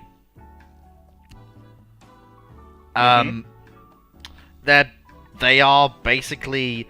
They're what I like to call the first generation of post-war boats. They have equivalents all across the world. The Whiskies, the British O-boats. First reaction to... I think more the A-boats than the O-boats. Sorry. The A-boats. Basically, they are everyone's first attempt at a submarine that will spend more time submerged than it does on the surface. I.e. an actual submarine, not a submersible torpedo boat.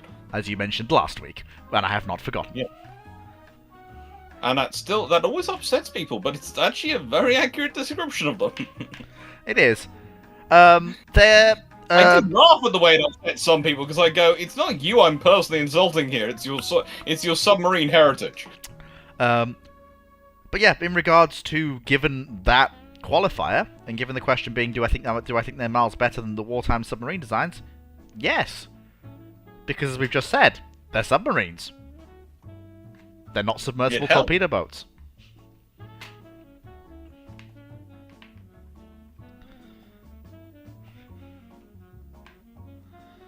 Honestly, there's an interesting question put off. What happens if they succeed Yamato and, what do they do if she's beached as planned?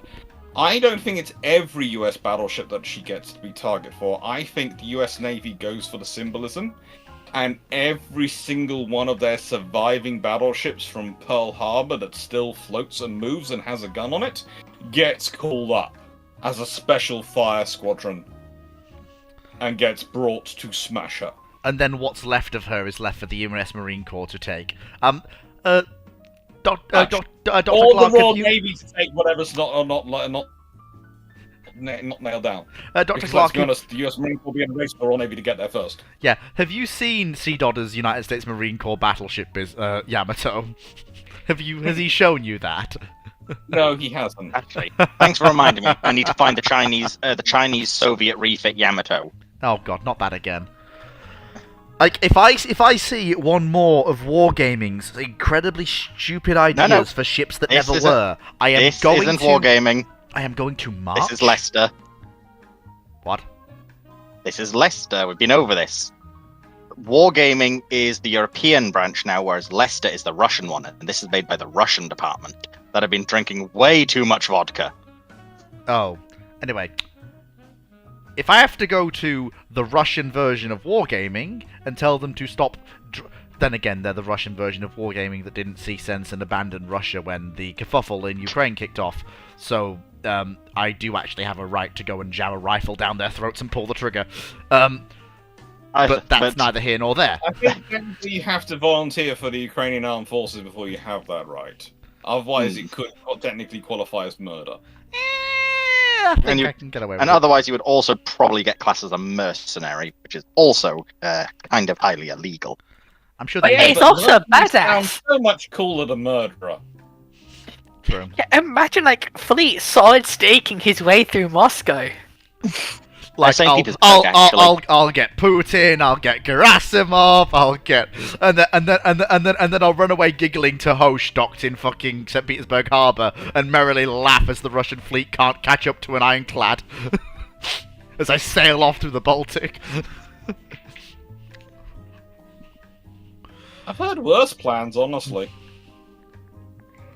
The fact that that's not Fleet's most insane plan is concerning. That's up there. All right, Dragon. What plans have I had that are more insane than that? There's been various different ones in the game where you've tried to murder me and failed. Well, okay. Look, apart from the obvious ones. That's all. That's all I needed to say. Apart from the obvious ones. I Task mean, Force 54 battle line: Idaho, Tennessee, Colorado, West Virginia, Maryland, New Mexico. and of course, there's Fleet's That would be decisions. that would be amusing. Having a lot of the old standards there just coming and try and murder Yamato. Oh no, they were what was going to be in the way if the airstrike didn't. Yeah, I know. Honestly, that just sounds like free food for Yamato. No. Not against that many. Not against that many targets. No. And by the time she gets there, she'll be crippled and broken. Also, I suspect the U.S. Air Force will not be letting up their bombing attempts. No, I do not think the U.S. Naval Aviation would have stopped attacking that ship, even if they got to the thing of it was they were literally flying off their carrier and engaging, because they were literally flying straight off the carrier to Yamato. And I mean literally fly off. We are now engaging! Literally launch, start firing guns. No. At range, they'd still be doing it. Well, I now have to create an even longer name badge, because I am now Fleet of Oceans, Discount Drakenfell, Flying Failures Rex, and I am now also the Dr. Clark we have at home. I am now the discount version of 3 different YouTubers. Oh, you finally got to that message then. Yes, I am now the discount version of 3 YouTubers. All I need now is to add the shortchanged chieftain, and then I'll have the full quartet. Short-changed chief. Interesting question from Scoot. I was having a discussion about this on another server. Would you consider Constitution an active warship in the US Navy? Interestingly enough, I would, but she's not an active warship for warfighting. She's an active warship for, how do I put this, morale fighting. She is in. Is that semi-similar to Victory State then, or? Victory is it's hard to make her the case of her being an active ship, seeing as we've sealed literally the dry dock. But I think that's mainly we sealed it to prevent her from getting out rather than get others getting in. You might be angry enough to try and keep breaking out. We've left the Victory machine spirits in that vessel. We never let it get into anything more modern. We made that mistake. It's been craving violence. We're about to put it into an SSBN. I apologize now for what is about to come. Oh dear. I mean, I'm more worried about again, the new dreadnoughts. Because But yeah, that's Warspite's one of the new Dreadnought subs, so. yeah, I'm worried about Dreadnought herself because I don't want our submarine sinking another submarine by ramming it. You have to remember, she not only rammed the submarine, she then reversed over it to make sure.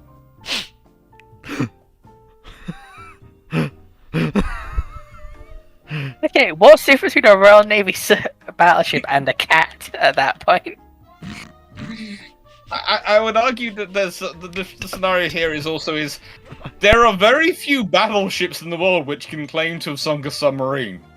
Even fewer which reversed back over that area to make sure, rather than going, hang on, torpedoes, we need to get away.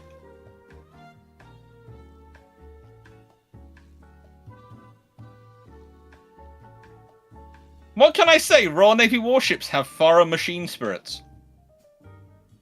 All hail the Omnissiah? Well, I don't think any of the Royal Navy ones would fall to Chaos, because Chaos is just too untidy. It doesn't believe in reversing over kills to make sure they're dead. It would just be... And then people think of Chaos going, Warspite, we wish to take you over. No. You do not fit my style. I will instead eat you. Where's Ragnarok? I I mean, need to post it now. I can see the submarines of the Royal Navy falling to Zeech, though, with some of the plans they did with Special Operations Branch. Like with There we go. With the corpse of the Welshman. Yes. The invasion of Sicily. Potentially, Corn but- says hello. Oh. Hello, Horn.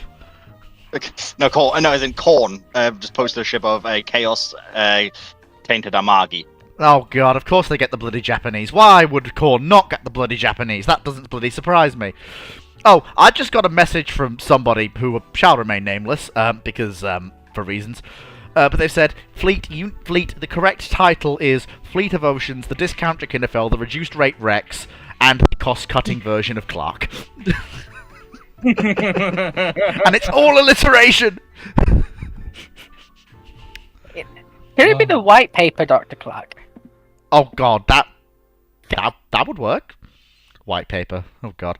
Wouldn't put that on him. Yeah, agreed, Hood. Where are we? 1920s. Triple deck. USN. Did the USN copy the 8-inch gun arrangement on the Lexingtons for the Essex 5-inch 38 mounts? No, it was just where else are you going to... Well, okay. The Yorktowns had the 5-inch on the sides, like just scattered along the edge. But then the USN just went, we got these 5... No, it was basically when the US put the 5-inch 38s on the Lexingtons and went, hey, this isn't, this works. This is an idea. We can use this. I think. Look, there's a lot of things which it's just where it mathematically makes the most sense to go. That's one of the scenarios you deal with a lot with when you're talking about placement of secondaries. It's the maths of it. And it's why they all start to look similar. It's why a lot of ships start to look similar. It's literally, mathematically, this is where it's most sensible for it to go. That sounds about right, to be honest with you. Oh, I've just gotten to, I think, the bit Dragon was telling me about. Fleet, Darth Sidious says, Fleet is willing to defend any ship, ? Let's talk about Bismarck. No, that's not what I was referring to. Oh. Well, I mean, I will defend Bismarck. I mean, she's not perfect, bless her, but she's not as bad as some members of the community like to make out. Although I can see Dr. Clark sharpening his knife. Sharpen my knife. It's one of those things. I have a lot of affection for Bismarck as a ship. It's kind of like the Graf Spee. I'm annoyed on their behalf because they could have been so much better if you consider the raw ingredients they're working with. Oh, completely. But the trouble is the German structure person, and then I get really, really annoyed with the people who are so obsessed with trying to prove Germany actually had good equipment, and that these ships were perfect, that they actually are making things up. Because to me, I consider what she does, considering her imperfections, Oh yeah, a far greater achievement yeah, than claiming she's something perfect, which she's not. Yeah, this is the thing that I always round on. They say, like, Bismarck is this, but like, Bismarck? Bismarck was a ship with so many inefficiencies it wasn't even funny. And yet, I mean, I use this to describe all the German capital ships, period. What the Scharnhorst got away with when they were around. Yeah. Like, that's amazing. Oh, thanks. Essentially, it's 50,000 tons of inefficient battleship, but it's still 50,000 tons of battleship. Basically, yeah. Like, they may have only gotten something slightly better than a treaty battleship, but it's still slightly better than a treaty battleship. Oh. Honestly, the pound for pound, I would. I think if they not had a speed advantage over Nelson and Rodney, I don't think there would be the conversation there is about them, because Nelson and Rodney are vicious, and people often don't realize how much work went into those designs and making them so. They are absolutely vicious designs, and they are designed to be very much so designed to be vicious. Dear Fleet, what if, shortly after 1907, the Cesarevich is teleported to the Baltic Fleet in 1856? The crew, having all knowledge of Russian events, including the Battle of Tsushima, could the Russian Empire capitalize off the advanced technology as well as keep themselves from repeating costly mistakes? Well, okay. No. And it's not even the Russians. Do the Russian people have the knowledge and ability to do so? Probably. Do the Russian people have the infrastructure industry? Potentially. Do the Russians have the government and actual ability to organize themselves in such a way to actually efficiently take advantage of it, rather than turning it into either a civil war or trying to sell it out to the highest bidder, which would probably be Britain, America, and Germany? The latter options start to ring truer. Yeah. Hello, I'm up here now. Oh, it's Hood. Good. Hello, Hood. I would also say that with that there is the issue of, sure, they have all this knowledge and they have the battleship. Who is going to listen to them? Who in the people, most of whom are illiterate peasants, and who in the government who kind of like where they are at the minute and I mean, to be fair, don't care, is going to listen to them. I mean, to be fair, they are... Russia's a deeply religious state. The Orthodox faith is very strongly held by members of government and the imperial family. Yes. If this ship appears bearing warnings of a great Russian defeat, literally almost like a miracle out of the blue... The ship named after the Tsars themselves, warning the portent of doom. The Tsars might listen to them.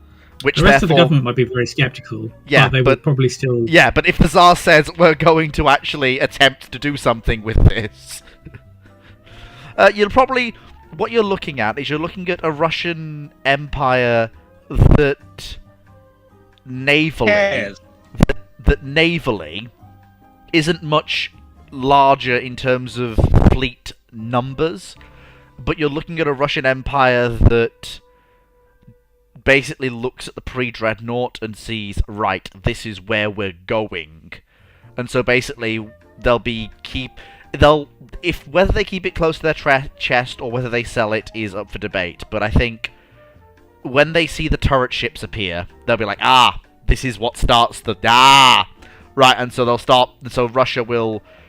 I mean, Russia already went pretty big on monitors historically. They had, like, what was it? They had this stupidly large class of, basically, copies of US Civil War monitors. Single turret vessels with a stack for Baltic and Black Sea work. So you're basically looking at... And then they also... You're basically looking at a Russia that goes harder into...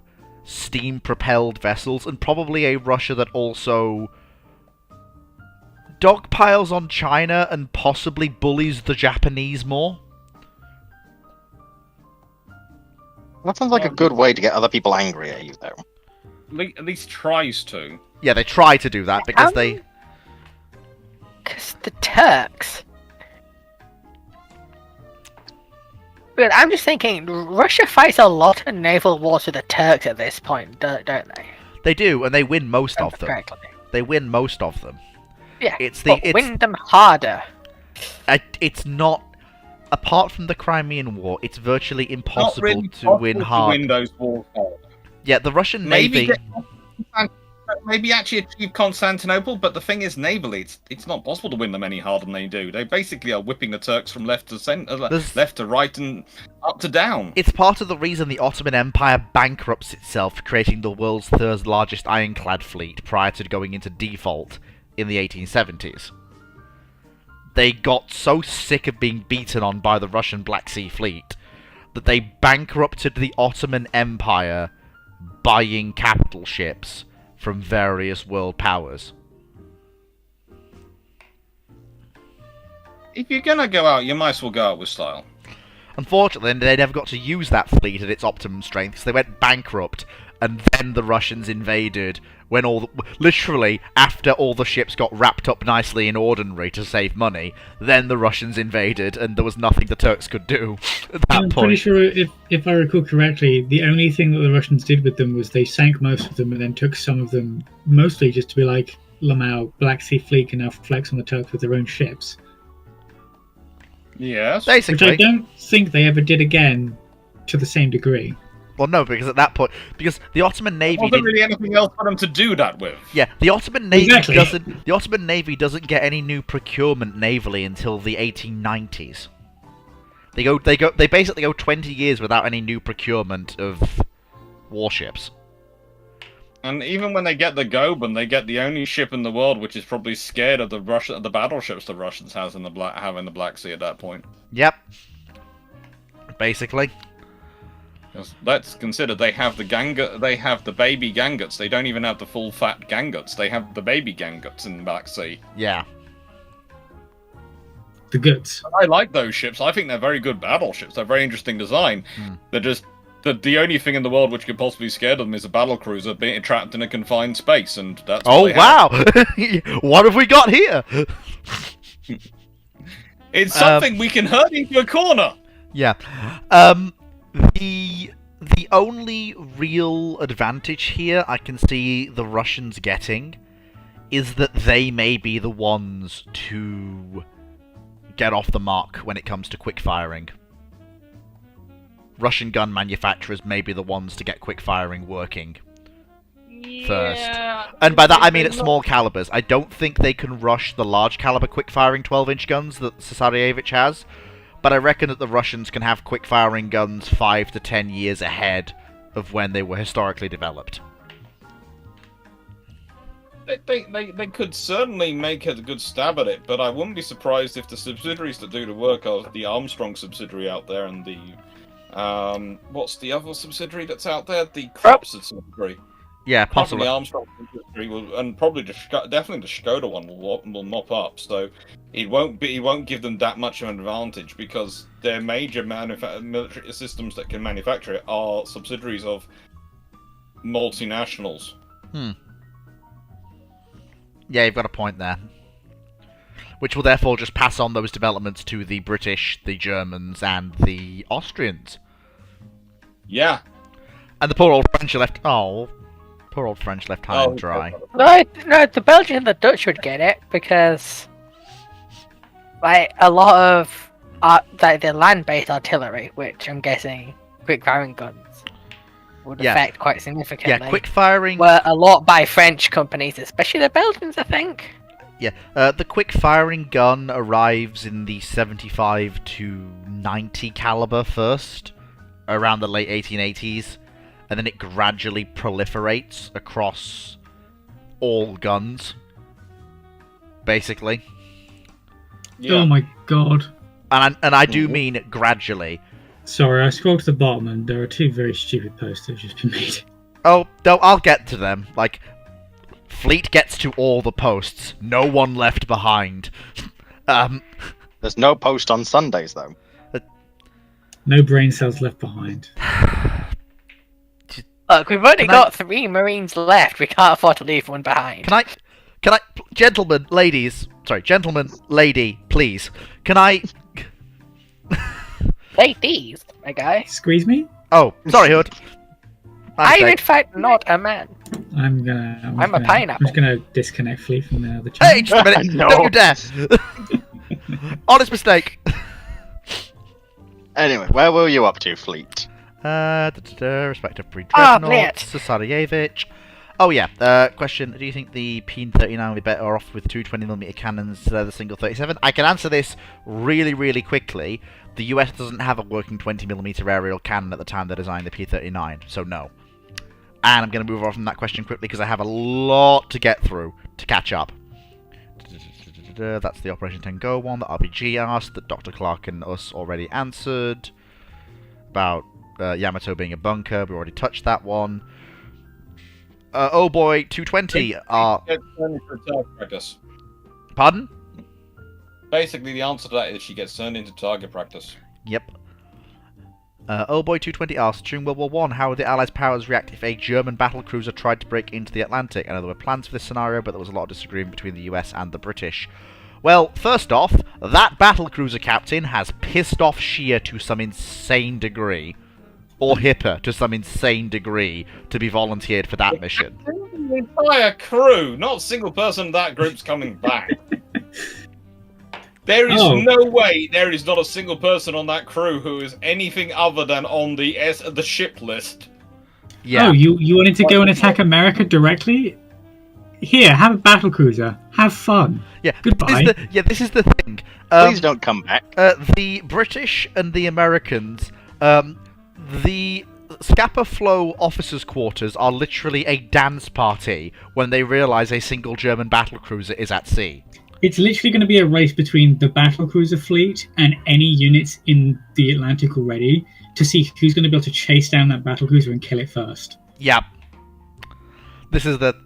And honestly, the USN might also be cheering, because if it's a single battlecruiser, I know the Tennessee... I know the Tennessees are old, and I know they're slower, but if all 4 Tennessee-class armoured cruisers catch a single battlecruiser, I don't care. That's a dead battlecruiser. Depending on when it happens as well. Was it 6th Battle Squadron was the New Yorks? They might still be in transit, so they might get like an emergency alert saying, "Yo, spread out. You got something coming in your direction. Try and get it." It also depends which battlecruiser it is, because if the Germans are going to send anything, it's going to be the oldest and the weakest, because it's the one they can afford to lose, Von der Tann. But she's also the slowest. Is it really?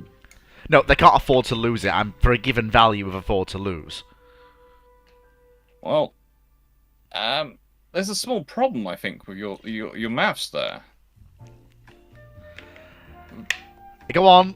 I know I'm about to get beat over the head with a knowledge stick, but go on. Well, it's the thing is that you just described her as the oldest and the slowest. She is So? the oldest and slowest battlecruiser in the German fleet. Hold up. Not according to the Germans. Wasn't She was she like? at 27.75 knots. Yeah, she was pretty fast as far as the Germans were concerned. Bearing in mind that their battlecruisers were built like slightly underarmed and oversped battleships. And the Malta class are 25.5 knots, and they don't have a different maximum speed from their design speed. And the Seydlitz is 26.5 knots. And hang on a minute, didn't you say that was only with good coal on trials? Yes, that she reached 20. but that's what the Yes, Germans that believe. mattered to the Germans. They believed she was a 27.75 knot ship. Oh. So what... Assuming that this madness actually proceeds, which of course we are all admitting this is madness, what battlecruiser are they picking to send on this suicide mission? Probably Moltke, because she is the one they considered the slowest, and her sister Goben's already gone off on a suicide mission, and maybe they think she can maybe break into the Mediterranean and break through and join Goben. And then it's a pair. Seydlitz, just to get rid of her? Because she's already like they're not willing to take her into battle. Is any condition to actually be sent anywhere? Yeah, but she's not in a condition to fight, as you said last week. So Yeah, they're not going to use but her. she's not. Yeah, but there's obviously sending there's positioning it so the crew think they might have a chance, and there's positioning it so you are literally the crew know they are going to being sent to their deaths. In which case, they probably end up going into Norway and going neutral. What if they were Norway to is very send? confused. They just acquired a new battle cruiser. What if they were to send Moltke? She's not going to get out of the North Sea. There's no way. That's the joke. I don't think anything but, I guess. Which was their fastest one? Deathlinger? Yes. No. I don't think Deathling- anything but Deflinger would stand much of a chance. Even this Flinger's top speed is 26.5 knots. I mean, of the German battle cruisers and their actual performance, she stands the best chance. However, probably not going to happen anyway. Why did I see this coming? Oh boy, this is going to kill me. Mm, I knew this was coming. which is... A10 Brainlet asks, question for Dr. Clark. You have been put in charge of the Indonesian Navy and are tasked there it with is. modernising it and making it on par or near other navies in the region, i.e. Australia, Singapore, Malaysia and Vietnam. What ships should be I wonder scrapped about and what that. should be built? I'm not seeing a time frame from this, so I'm going to assume this is like near future. So buy contemporary. Arleigh Burks. Easy, job done. Bye. Indonesian Navy, right? Yeah. Okay, let's see. Let's just make sure I have an current list of what they actively have. I've got to pull up the Indonesian Navy on Wikipedia because this is a stupid question. I mean, there was no. I've Look, always the said. Indonesian It's Navy not, no, it's an odd question and it's not very specific because it neither gives you a time frame, a budget, or actual technology level. I mean, he's Indonesian, so I think he just wants to know how his modern navy could be made better. Currently, they have fairly decent submarines. They're getting more. They're mainly buying South Korean, Indonesian, and they're buying some French submarines. I myself will not be going with touching a Scorpion class with a 10-foot barge pole, but good luck for them. The Yeah. French do not produce bad submarines, but every time you do a project with the French, you will end up paying them far more money. They're buying Type 31s, which is a very good mod for what the Indonesians need. I would be buying more than a couple. I'd probably be buying 4 to 6, but that depends again on their budget. They have the old, what I tend to call the cut price Type 23s, the Bung Tomo class, which were very good ships from the UK again, and they had the Ngoro class, which came from the Netherlands. Those are good vessels as well. They've got a good range of vessels in service. I would say if I was the Indonesian Navy, what they need to do is they need to both modernize and standardize, and they need to try and get away from having quite as large a range of different providers as they do and try and standardize down to, because at the moment they've got a lot of different technologies and systems they're having to train themselves on. They're having to be proficient in a lot of different design philosophies, and that's a bad way to go. That's a very complicated way to go. So they need to sort of try and pare that down. They can do that. They have got a lot of good bases there. But it's a case of they also have got a lot of issues in terms of they've got to do that to get it to work. Okay. Did that explain things? Seemed pretty reasonable to me. Yes. Is- Yeah, they don't seem satisfied. Okay, he is still in the chat. Jean d'Arc versus La Argentina. I don't think things go well for John d'Arc, personally. Yeah, La Argentina is a very punchy 6-inch cruiser. A very, very punchy 6-inch cruiser.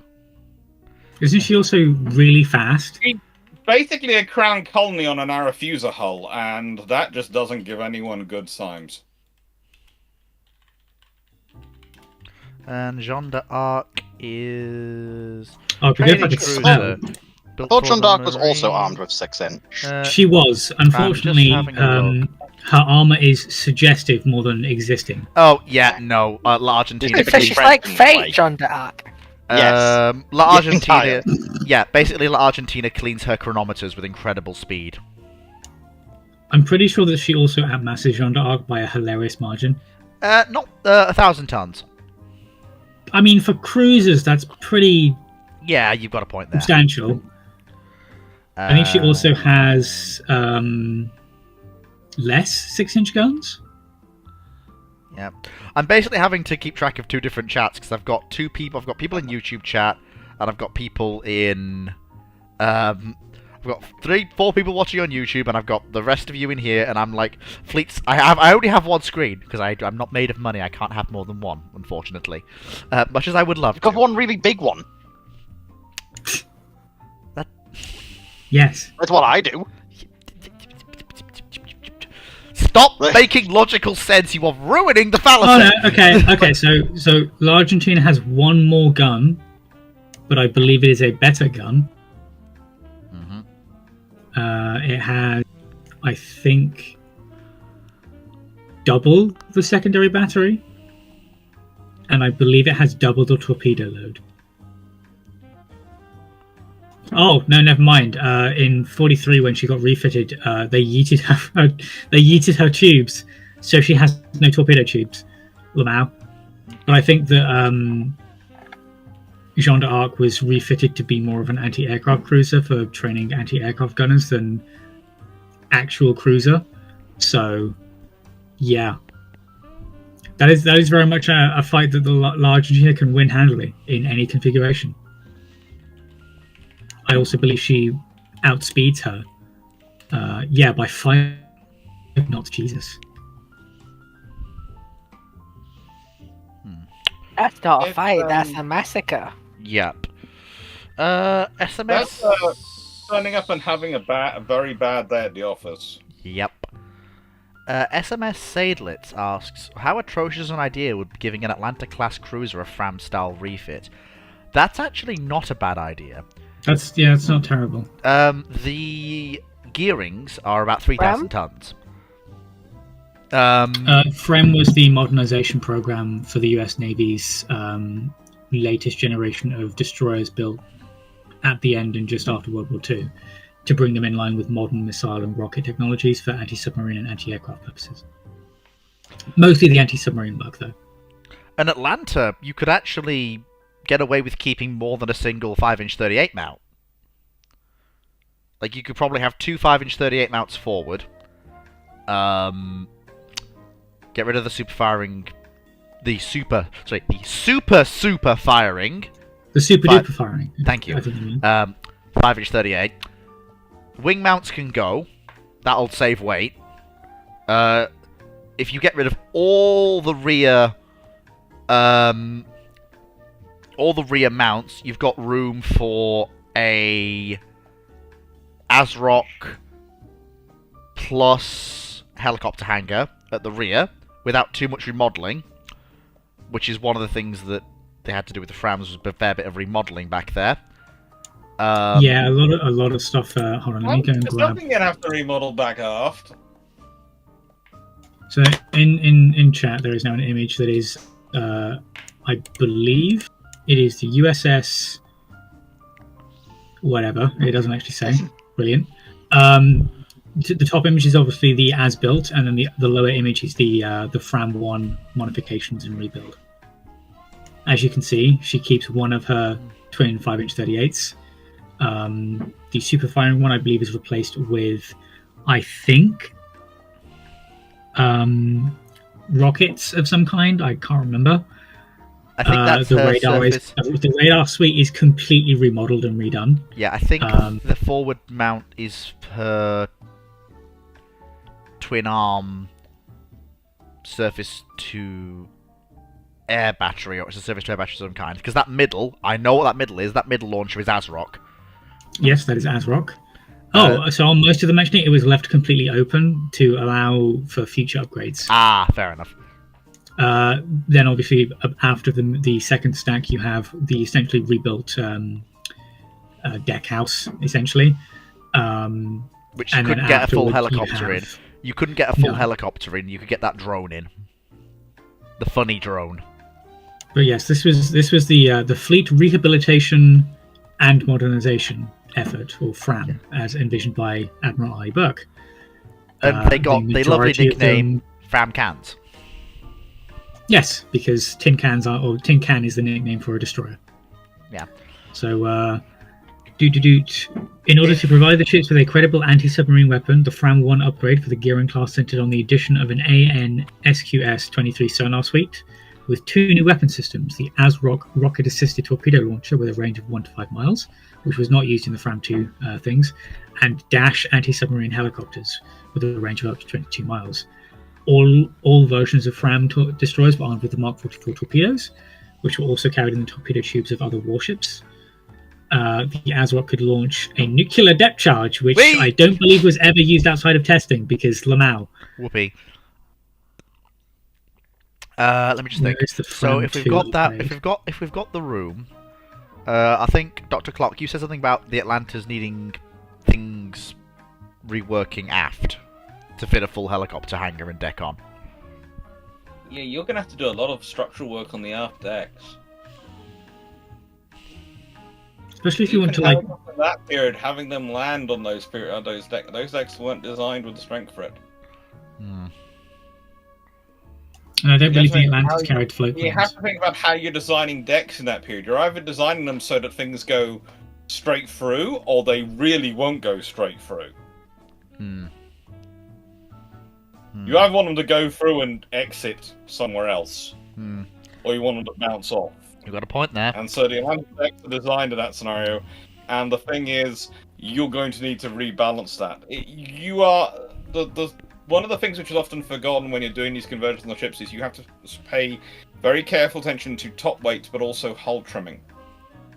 where the weight's supposed to be displaced in the hull, how the hull's been designed to absorb and take the weight. And that is what rules out a lot of conversions in this period.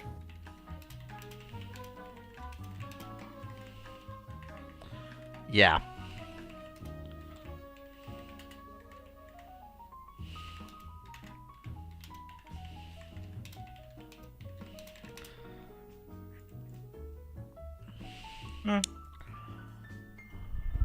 Let me just. But Fleet, you have about 20 minutes before you have to go be on duty. Oh, I do. That's quite right. I better quickly run through as fast as I can. Can't catch me, I'm a gingerbread man. Let me find some good questions. But yes, you can. And IRS. Yes, but you can in fact. If I can actually speak before I lose my marbles, you can actually fram cannon Atlanta, and in fact, it would work quite well. Although what form that would actually take is up for some debate, and I'll probably have to drag Cyclic in here and discuss it at some point. Yeah, I think I think that the issue with that is that you're going to have a diminishing sense of returns when, for the cost and usage of a single Framcan Atlanta, you're probably going to have much better usage out of a pair of Framcan Gearings or Allen Sumners. Oh, completely, absolutely, but you can do it. At which point it's mostly just can we do this? Yes, you can. Yes. Should we do it? Probably not. The question I'm always trying to teach people to ask is, what is the value in doing this?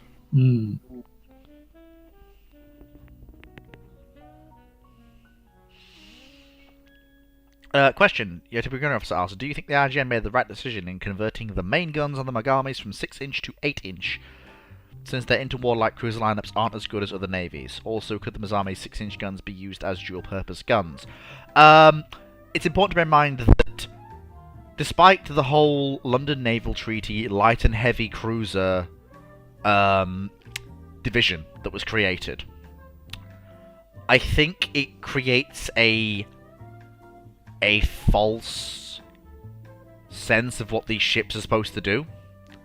Because if you look throughout the entire history of the Second World War, you'll find light cruisers operating on their own, dueling with heavy cruisers and destroyers. You'll find heavy cruisers supporting destroyers and leading destroyer flotillas. You'll find groups of cruisers mixed together doing... They're cruisers. They're just cruisers. They do cruiser things. It really doesn't matter whether it's got an L or an A behind the C. They're all cruisers. In fact, the only thing that light and heavy tells you is if it has a 6-inch gun or an 8-inch gun. And that's about it. It should also be pointed out. Hell, even nastier. They are all light cruisers. There is a reason for this. The requirements were set, but for the Hawkins class were set because the Hawkins were the Royal Navy building light cruisers at the end of World War I. Hawkins class were light cruisers, and that's what all the definitions from. So they're all gradations of light cruisers, and basically you could almost argue that in some ways the 6-inch cruisers, especially the small ones like the Arafusers, are the continuations of the scout cruiser concept. And the larger ones are the variations on the light cruiser concept of whether you go for bigger guns or more faster firing guns, slightly smaller but more faster firing guns. And you do not have, until you have the Alaskas, or even not the Deutschland class really, any actual heavy cruisers. Anything which could actually be actually call it.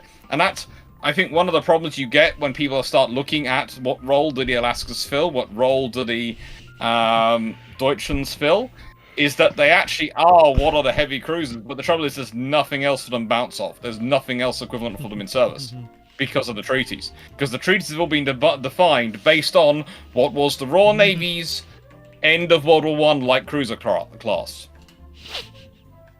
Hawkins. All we designed line to. This is a question. It should also be pointed out, to get back to the specifics of the question. Firstly, the Mogami class took some major L's, hence the L in the name. However, those ships were also kind of always designed to have the guns replaced at some point. That's kind of why they built them the way they did. That's why they built the barbettes the way they did. So that when Japan decided to withdraw from the treaties, they could just be like, oh, cool, we're not bound by this dumb treaty anymore. Out comes 6-inch, in goes 8-inch. We now have more heavy cruisers. Now, what do you mean they keep breaking? Never mind. Also, the 6-inch guns on the Mogamis are ostensibly dual purpose. I just don't think they ever had the proper elevation on the Mogamis. Because they were the Mogamis. Yeah, and I would add that the whole idea of the 8-inch cruiser becomes something which is more of a status symbol than a realistically viable tool at the time. Well, yeah, Yeah. 6-inch dual Yeah, purpose isn't really a thing until post-war. And the 6-inch guns are giving you, up until you get radar-directed gunnery into service, the 6-inch, considering the actual engagement range you're likely to be engaging in actually effectively fighting at, a 6-inch gun gives you a lot more shells and a lot more chance of doing damage to a cruiser, and let's be honest, none of them have got armor which is really thick enough to deal with a 6-inch shell, let alone requiring an 8-inch shell to punch through and actually do severe damage. Yeah, you've basically... Yeah, there's a reason why the RN just goes, I think... do we need... No, we don't need 8-inch guns. We're just going to leave those where they are. Don't need them. Works well. Well, we need a 9.2-inch If it was gun. something which had been truly desperate in World War II, the Royal Navy would have built heavy cruisers. They don't. And if you think about it, when the Royal Navy is dealing with the Deutschland class, the large surface radar threat, all those things which they're dealing with, they've got far more reason to be building something big like the Alaskas than the Americans have or anyone else has, because of the sheer empire they've got to protect against surface raiders and some of the German surface raiders that go out. And yet the British, even after the treaty is sort of abridged in 1937, April 1st, 1937, they go, yeah, this treaty isn't working, all the escalator clauses are activated, we can do all that. The British do not go, you know what, we're going to build a load of heavy cruisers now.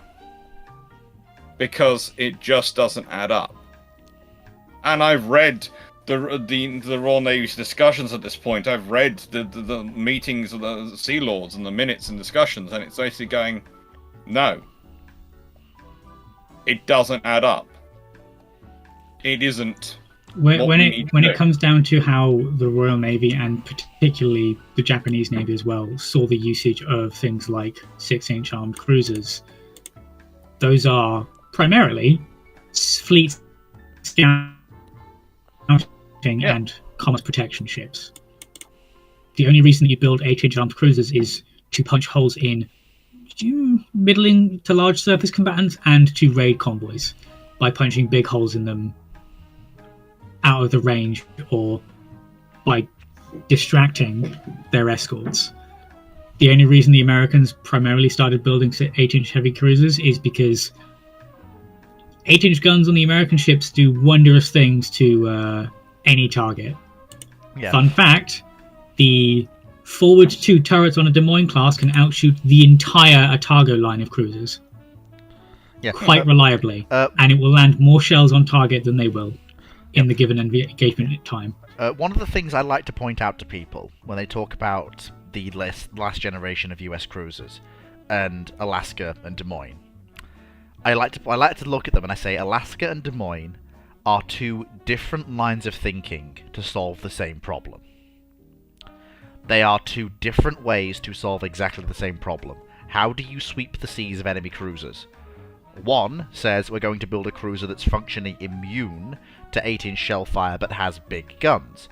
The other one says we're going to build a cruiser that's functionally immune to 8-inch gunfire and can shoot really, really, really quickly, but also has 8-inch guns. The Alaskas are not... This is why I say the Alaskas are not battle cruisers. The Alaskas are not battleships. They're not mini capital ships. They are sharing the spot with Des Moines, the final iteration of the US gun-armed cruiser. And they share that spot with Des Moines. They are just different end states.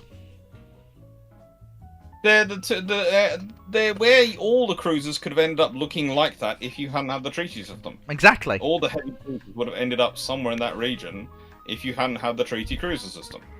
You would have probably had the auto-loading 8-inch cruiser as the final iteration of the small cruiser of the normal cruiser concept, and the Alaskas, or something slightly bigger than them, would have been the final form of the armored cruiser concept.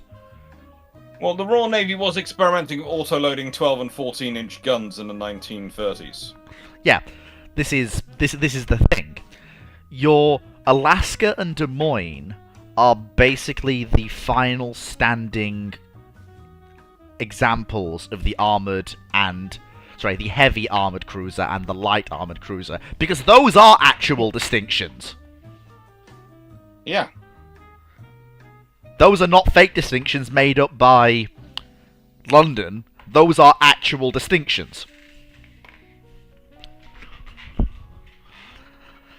Actually matter. Yeah. And I make the same argument with Yamato and Iowa.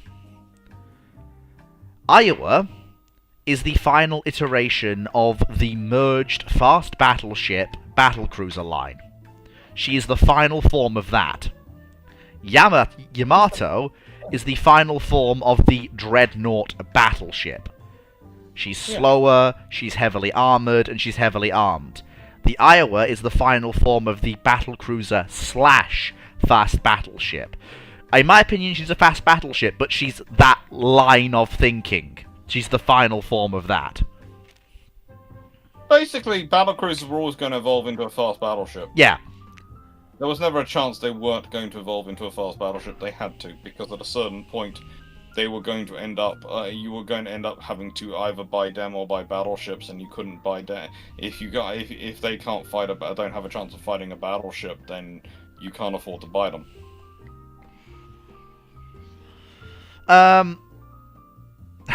The problem I have with giving Vanguard the slot as the final iteration of the fast battleship is... What the fuck is going on in Ship's Talk? Is too on the nose? No, it's more the fact that the Vanguard concept was a way for the RN to rapidly build up its numbers of capital ships. And as such, isn't the latest and greatest, I'm sorry to say this, but the Iowas are flat out a newer... As in, I know the Vanguard has a lot of newer features, but in terms of overall package, the Iowas are... The Iowas are far newer. Also, Brent mentioning, are we just going to ignore Jean Bart? Jean Bart's even worse in that case, because she's a pre-war design. Warmed over, but she's a pre-war design. It goes Jean Bart, Vanguard, Iowa. In terms of age. And age of design. Vanguard, the pinnacle of non-fast battleship design, and given how much she takes from the old style of battleships. No, that belongs to Yamato. Easily. Yamato easily walks away with that one. It's not even a contest.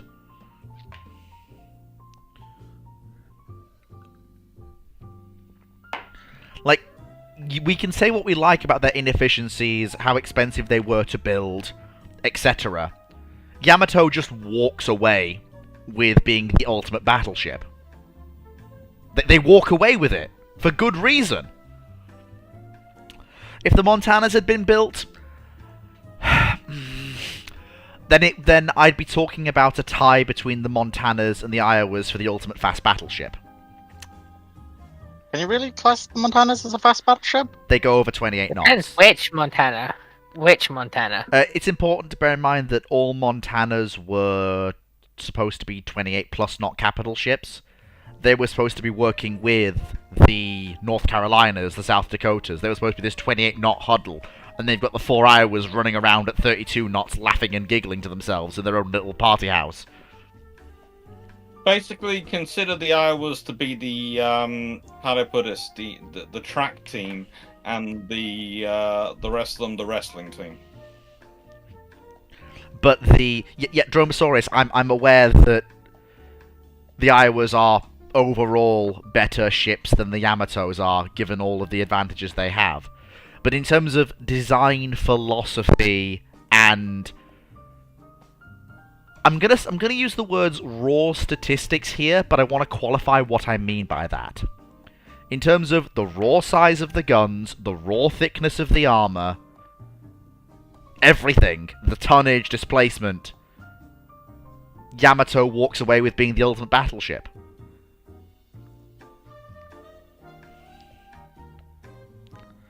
But, sorry, ultimate dreadnought, I'll qualify that. Ultimate dreadnought. In the best battleship / battle cruiser goes to Iowa. I thought you were going to say the best battleship goes to Hosh, in which case I was getting ready to have an argument.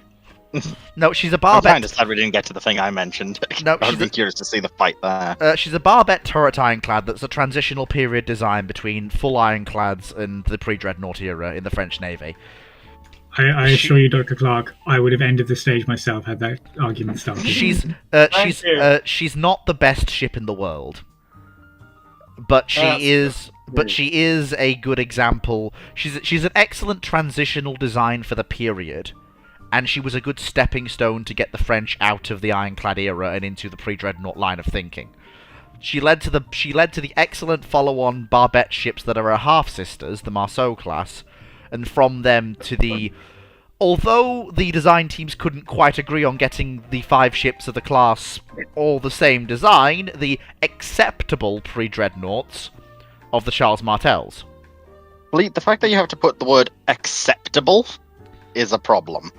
It is not a problem. Shh, don't talk about it. It's fine. It's fine. It's fine. It's fine. It's fine. Just don't look at the... It's fine. Acceptable is worrying to me, but we'll leave that to one side. Like, I'm sorry, if my naval designer said, don't worry, we've come up with an acceptable design compared to our competitors, Hindsight's 2020. I wouldn't be going back to them. Hindsight's 2020. It's fine. Just we have to... Be about to be finishing, I'm afraid, Moe, I believe. Yeah, it's 4 minutes. Oh, yes. Okay, I will very, very, very quickly... Dragon, what did you want to say? Because the stage is going to be ending anyway. You may as well set it... Yeah, I was you gonna may as well set it on fire.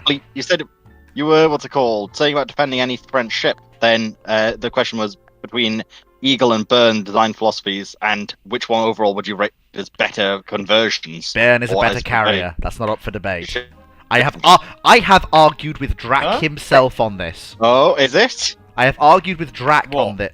on this point. Byrne is a better carrier than Eagle is. Than HMS Eagle. So, those drugs you've been taking recently, are they particularly powerful?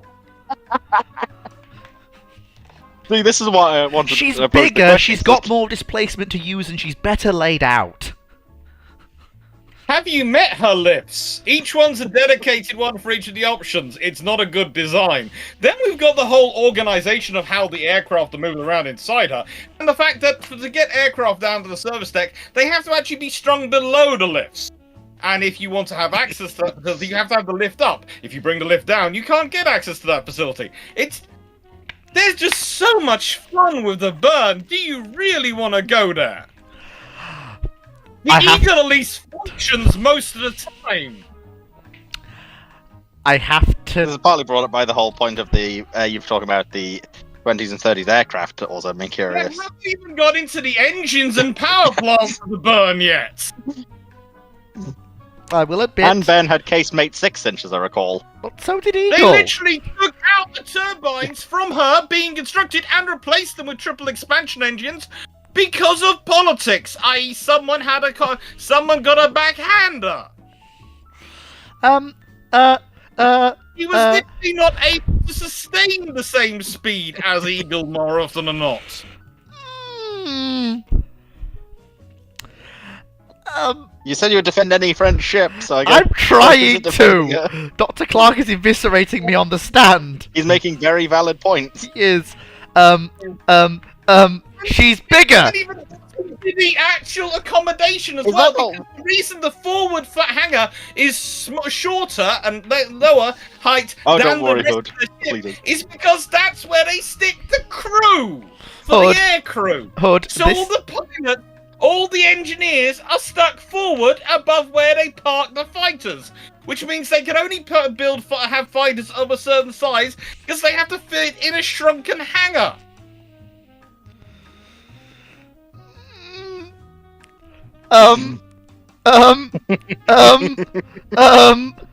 Have you actually looked Error. at the design of the burn, or are you just defending it because it's French? Because honestly, even the French think it was a terrible design. The only thing you can maybe give her is she's kind of cute, The honestly. reason they didn't get to build an aircraft carrier into war years was because they couldn't justify it off the operational experience of the burn, which is why they end up having to build a seaplane carrier. It's a lovely little ship, but we'd all prefer a proper aircraft carrier, and they had the tonnage for it. And they're waiting for the Joffre class, which are about as far removed from the Burn's ideas as you can physically get, while still technically being paying some homage to the French independence and going their own way. All right, I I suspect it might surrender. get worse if you take actual planes into account.